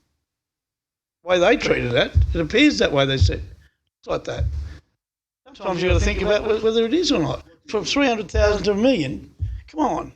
But I look at the situation, we have got a car running around here, like, some spy running around taking photos and then writing things. So, Tuffy, can I just say to you, I remember having this discussion in this chamber when we as councillors approved to get that vehicle and you were one of them. Hang on, I'm not complaining about the vehicle. That vehicle was marked and everything. I've got photos of a vehicle. Point, I'll take a board. A vehicle that we are using, it's unmarked. Right, we'll And look the into staff it. member that's in it. What? They were provided to me, so I'm going to keep those. No problem at all. It's just not common sense. I said I will follow that up and find out about the marked Well, vehicle, that's and I a bit of will have a common talk sense when it comes to with the parking. CEO and the. Or is it revenue raising? I'll just ask a quick Well, I question. think that's a complete unfair comment to say that it's Asking a just question, it's not unfair. making out its revenue earning when you are one of the persons that have agreed with having parking police in a Agree vehicle. with the parking thing. I remember Councillor Turner being down at the railway station. This is the greatest thing since sliced bread. Yeah. Glasses? Welcome back. Amazing tennis. If the ball's on the line, you're in. But that's another debate. Look, what I think. Look, I came on to council in 2012. We spoke about the same things. We spoke about how we're going to increase in the next term of our council. We were thinking about how we're going to put more parking spaces into Orange. That through those years of council being on council, many developments came through, council contributions for parking, all those debates and developments that have gone from then to now, and all the contributions that we've collected. Councillor Munro, can No, I Mr. just Mayor. pull you up? This has got absolutely nothing to I do know. with what Councillor Taylor brought forward, and we've said that we've looked forward to that. I think if you want to bring up there's not enough parking spots or something, bring a motion next to council that we find out how many parking spots there are in Orange or something like that. This has got nothing to do with what Councillor Taylor asked the question about. Was that? But the crux of his question. The reason is that there's Councillor not enough Taylor, parking. Councillor Taylor, have we answered your question? We've answered your question, haven't we? That I've got to look into the marking of the vehicle. Yes, the and look marking at of the some vehicle. discretion, thing. That's what you Yeah, want. and the message overall is that we use discretion. Yep. Another question is, can I just ask you to look into what Councillor Miletto said might be right? Can we find out how many people have been refunded money through that system? I don't think, well, we will, but You don't get refunded. You don't get refunded. they just don't find it. Yeah. All right, is there any other ones in there, please? Right. Someone move it, please. It's been moved. It's moved. Show of hands, all in favour? Up, thank you, down. 5.10 is minutes of the City of Orange Traffic Committee meeting held the 10th September. Councillor Turner, second Councillor Miletto, all in favour? Hands, please. Thank you. 5.11 is classification of land, Sophie Drive. Councillor Nugent, seconded Councillor Munro. Councillor McRae. Just a quick question. This block looks like it adjoins the Northern Distributor Road, so is there the opportunity to create it as a driveway to any future developments? Good too. Three, Mr Mayor, take it on notice. You'll take it on. All right. All in favour? Show of hands, please. Against? Thank you. 5.12 is the Christmas New Year recess, 19 and 20. Moved. Ask a question on Councillor that. Hamling. Against. Then Councillor Nugent. My question is, what's the level of the approval of the DAs, the dollar amount in that period? Christmas break. Through Mr Mayor, nothing changes on the delegations. The only thing that changes during We the had a limit of period $1 million or 1.5. came to you recently with a change to $2.5 million, correct? And that's now on exhibition? Finished, is it? Johnson. Yeah, thank you. Mr Mayor, that was in relation to the CPP that went on public exhibition. Council resolved to place that document on public exhibition. That's happened, and we're just finalising a report for the November PDC that comes back in relation to those matters, which includes delegations and that you're talking about. Okay, all in favour? Hands, please. Thank you. Move to 6, excuse me, which is the closed meeting.